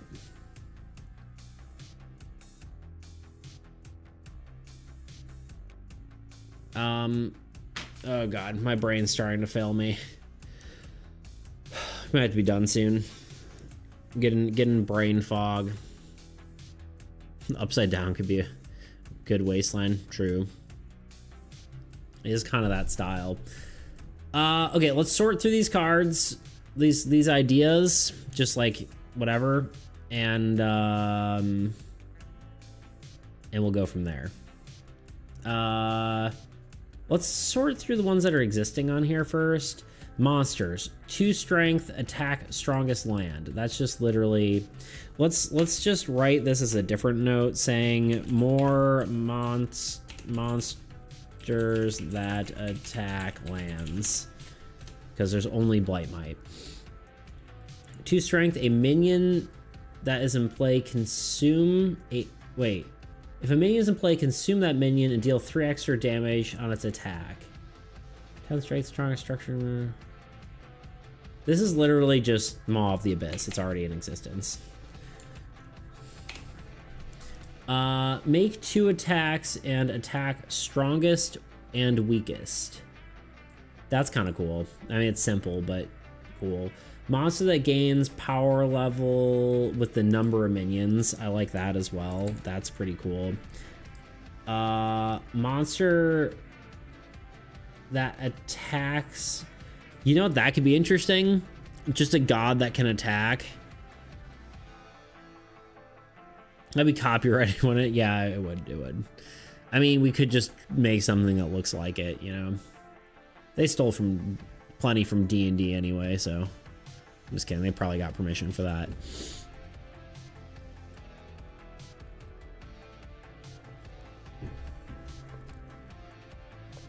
If I create a PowerPoint presentation describing what Hellfire Olgog card deck could work like, would you consider it? Hell, you know what you can do? You can go on the Discord server and you can submit your very own fan cards right here. I would consider it. But the biggest thing right now is I'm trying not to do too many more old god cards, but I can maybe put one in the fan deck if it's not whatever. I wouldn't do a whole deck, I'll tell you that. I wouldn't consider a deck. I would consider a card. Or you could save up like 24 million points and you can redeem a bunch of cards. Who's in our stream chat? I missed something. Ah, more thunder stuff. Look at that. Look at you planting. Fair. But yeah, if you want to get a monster, I'll probably, honestly, I think once I'm done with this, I'll put redeems up because I know Tuna's been chomping at the bit for it. And then next time we'll start drawing. You gotta let me be able to gamble with my points. True. Yeah, we gotta do some gambling for sure. Monster attacks when a wasteland or ruins is attacked. That's interesting, but not like super like whatever. Oh, I was gonna say, yeah, it could be interesting. Well, no, I guess Old God can't have an attack order because they have to have a card draw. Never mind. It was a thought, but it doesn't make sense. A ruins card that, or card draw decrease. I don't like that. Discard a card. Sure. I could see that. Discard a card each turn. Kind of whatever. It's kind of what I said, like mill a card. Wastelands, we don't have anything. Players unplay cards. That's kind of cool for a curse. Puts a card in a player's deck when drawn. Play on the Old God board. Interesting. I do like that. Play 3. That actually could even be like an Old God power, right? Where it's like each turn it puts a card into your deck and then reshuffles it. And then when you draw that card, you play it. That's kind of interesting.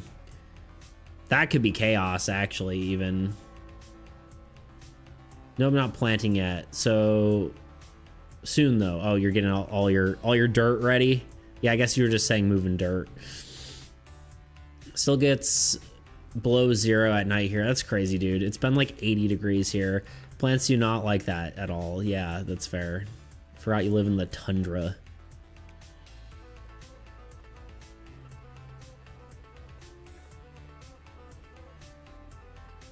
Play 3 disabled Old God cards. That's interesting.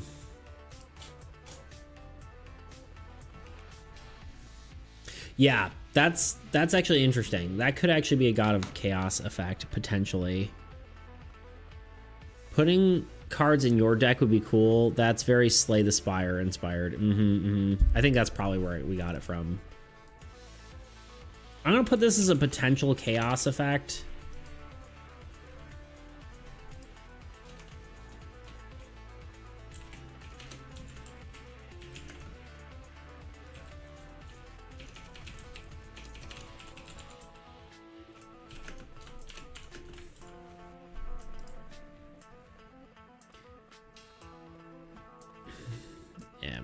God of Hunger. I wrote down God of Hunger because it just sounded cool, but I don't think that's gonna be a. This might go in random ideas, just somewhere. I don't know where.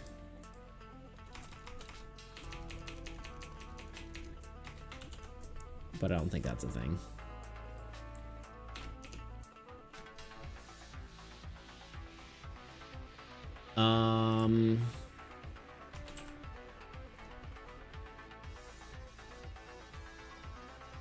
What else we got here? Let's sort some of these in here.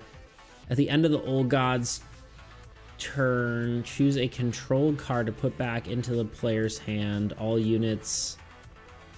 Wait, at the end of the Old God turn, choose a card to put back into the player's hands. Okay, already... That's really somewhere else already, right? Yeah, that's unplaying cards.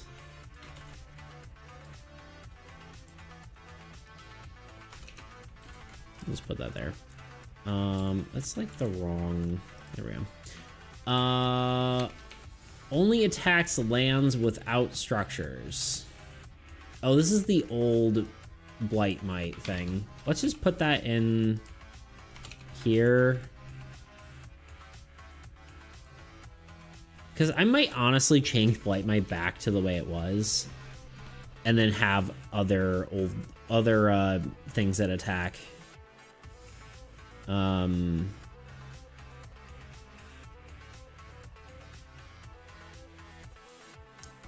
Yeah, otherwise doing something different with that. We'll see.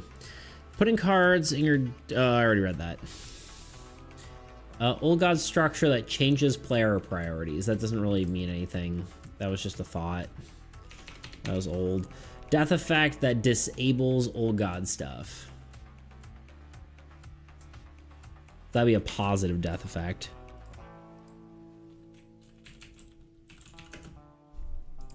That's just something to keep in mind.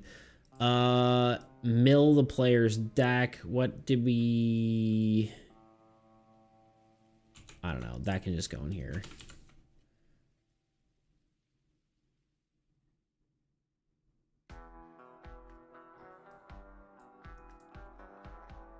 Unit gen cap on X number of... that's the thing you were talking about. That was probably... the ruins as well. Old God has like a lot of ruins potential. Attack again if kills a hero. That's a monster. I mean, we already have a good amount of ideas here, you know? Disable one type of effect ability, blah, blah, blah. That's another ruins. But I wouldn't necessarily say there's a ton of synergy here that I'm reading, but Monster that disables instead of attacking. We have literally no wastelands also, so that would be something we want to figure out. Player card loses their attack icon when 3 or fewer units. That was interesting.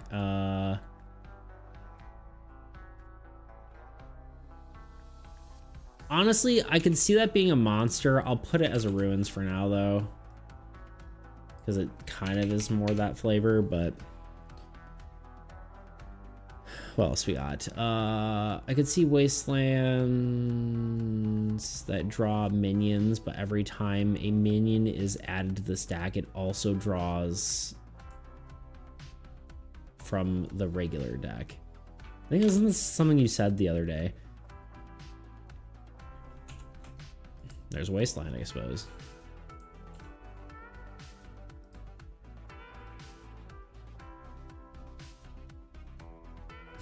A leapfrog card. One that moves and places a minion. That is kind of a cool idea. Where like jumps over a card, like an adjacent card, and places a minion between them. Whale.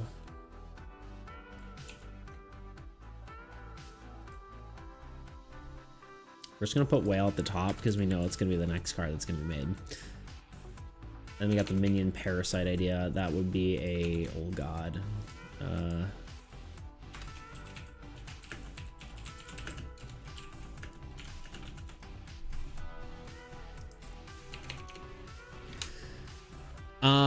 You know what's a good way to give yourself more space to write on cards? If you have the old god summon cards tied to it at the start, you have those cards chosen state effect. If those cards are destroyed, so is the old god. Yeah, I guess I could see that. That's also like introducing more mechanics, but like I could technically see that. Like if they have like effect cards that just start, it starts with a effect card. I don't know, should be interesting. We'll see how it goes. We got, I'll definitely think about that. We got all this organized. All right, Tuna, I think it's time. What do you think? Do you think it's time? Do you think it's time I do the thing? Are you ready?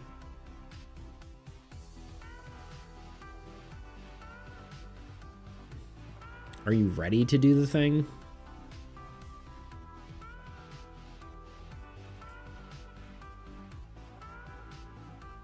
Time for whale? No, never. Okay, well. All the redeems are back on.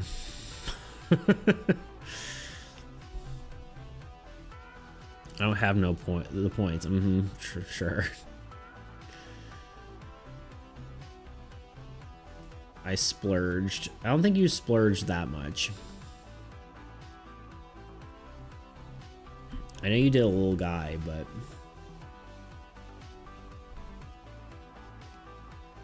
I will say I'm not going to be drawing today, but if you want to get it in, you can.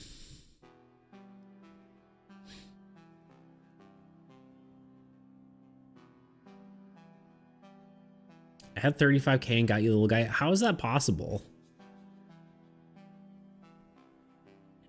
How do you not have more with a frickin' 60? I'm absolutely baffled. I did not know that. I really thought you had more points. Mostly because you have a 60 stream watch streak. Well, they're up now. They're there for anyone to partake in.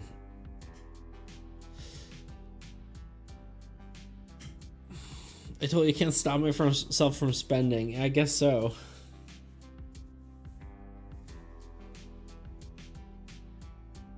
Just surprising. We all know Toot doesn't have any because he spends it all on push-up redeems, but it literally just says, I know the feeling. It's an illness.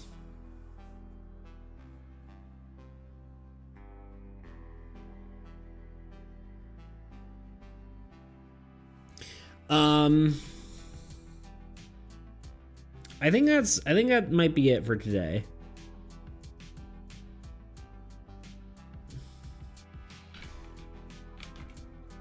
Getting to Hill Beak Jack will be the greatest achievement of my 30s. Okay, I'm glad. I'm glad that's your greatest achievement. Yeah, I think that's got to be it, right? I mean, I don't know what else we do. I think we've kind of talked about this a lot. I think we'll come back and we'll just start adding cards, and we'll kind of ponder these ideas for different effects. I guess potential, let's just write a bunch of potentials here. This one's like discard.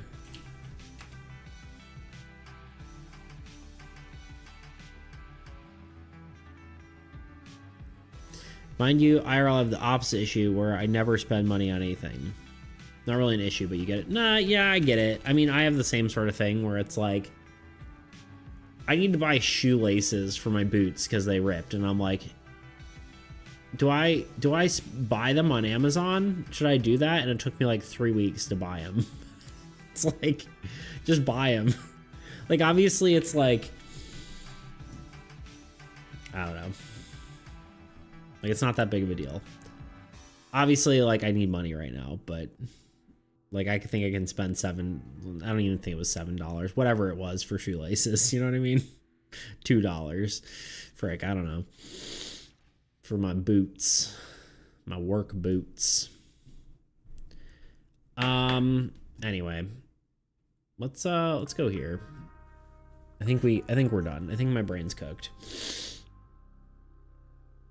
We went an extra hour. And everyone seems to be starting to disappear, so let's see if we have someone to raid.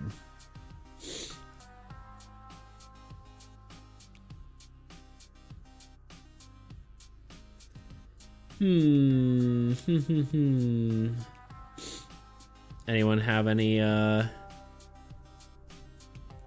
thoughts?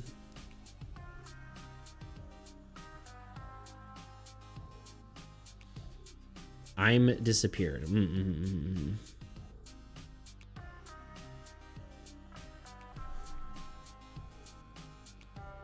Glad I can make it a stream, bro. Yeah, dude, I'm happy you came. It's good. Not disappeared for me, just lurk mode. No, you're good.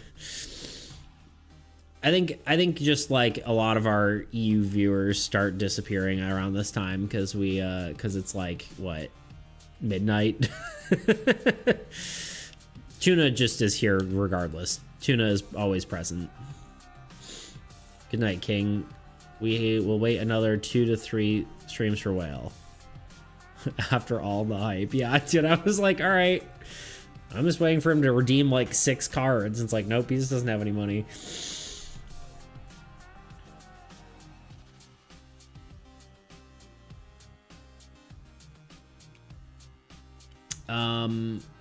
I'm trying to find someone to raid. I don't know who.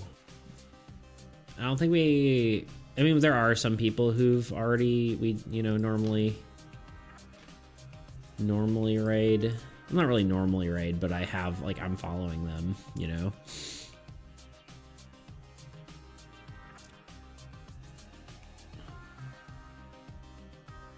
But not a ton of people that we, like, raid consistently, really.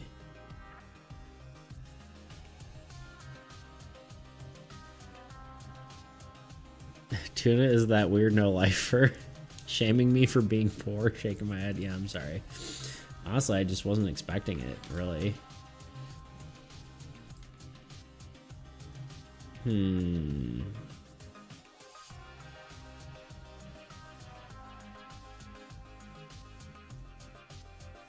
Someone's sculpting. We got We got, let's see.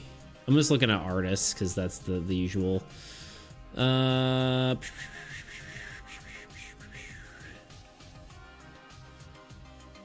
wish there was more card game people. Sad that there aren't that many. It's both sad and like makes me like feel okay that I'm in my own very own niche, you know what I mean? There's not many people designing their own card game on Twitch, but there's also just no one. There's no community for it, you know what I mean?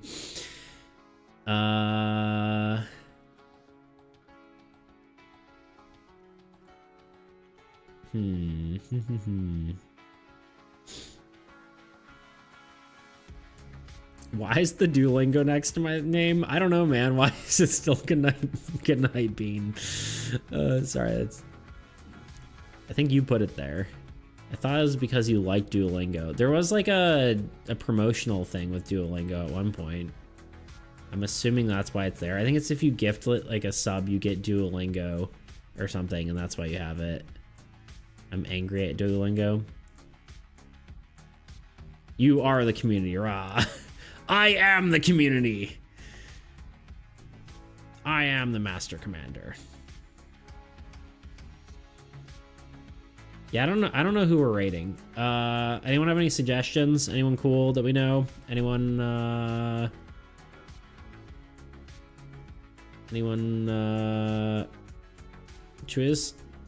should we just do something different? Just raid this lady who's, oh wait.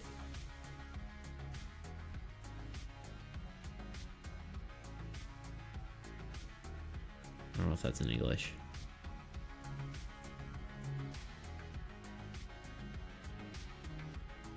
Okay, maybe not.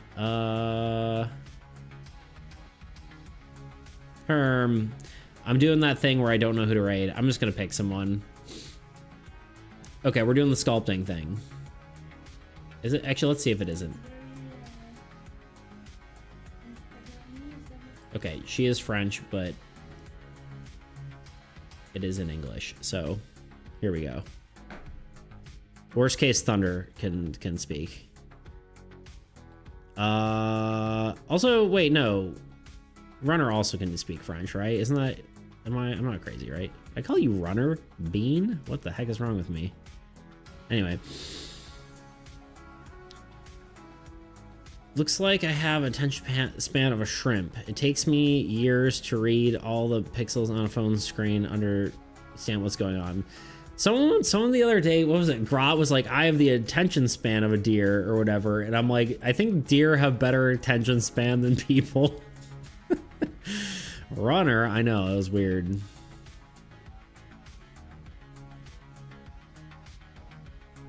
Who? Also, is that Jeff? The land shark? I don't know what's happening anymore. All right, y'all. We're gonna raid this person who's sculpting stuff because, you know, I sculpted stuff once in my life. Anyway, we're gonna do that. I'm gonna hit the raid button. My brain's broken. Farewell, y'all. It was good seeing ya. I'll see y'all Sunday. I think we'll probably be doing drawing again finally. So I don't know what we'll be drawing exactly, but all the redeems will be up. So we'll see if someone needs to or someone wants to do that. I need sleep. Yeah, you should go to sleep. It's got to be late for y'all. So, all right. Love y'all. Bye. Goodbye. Goodbye. Goodbye. Goodbye. Farewell. Song. Goodbye. Toodaloo. That's it. That's all I got. All right. Bye.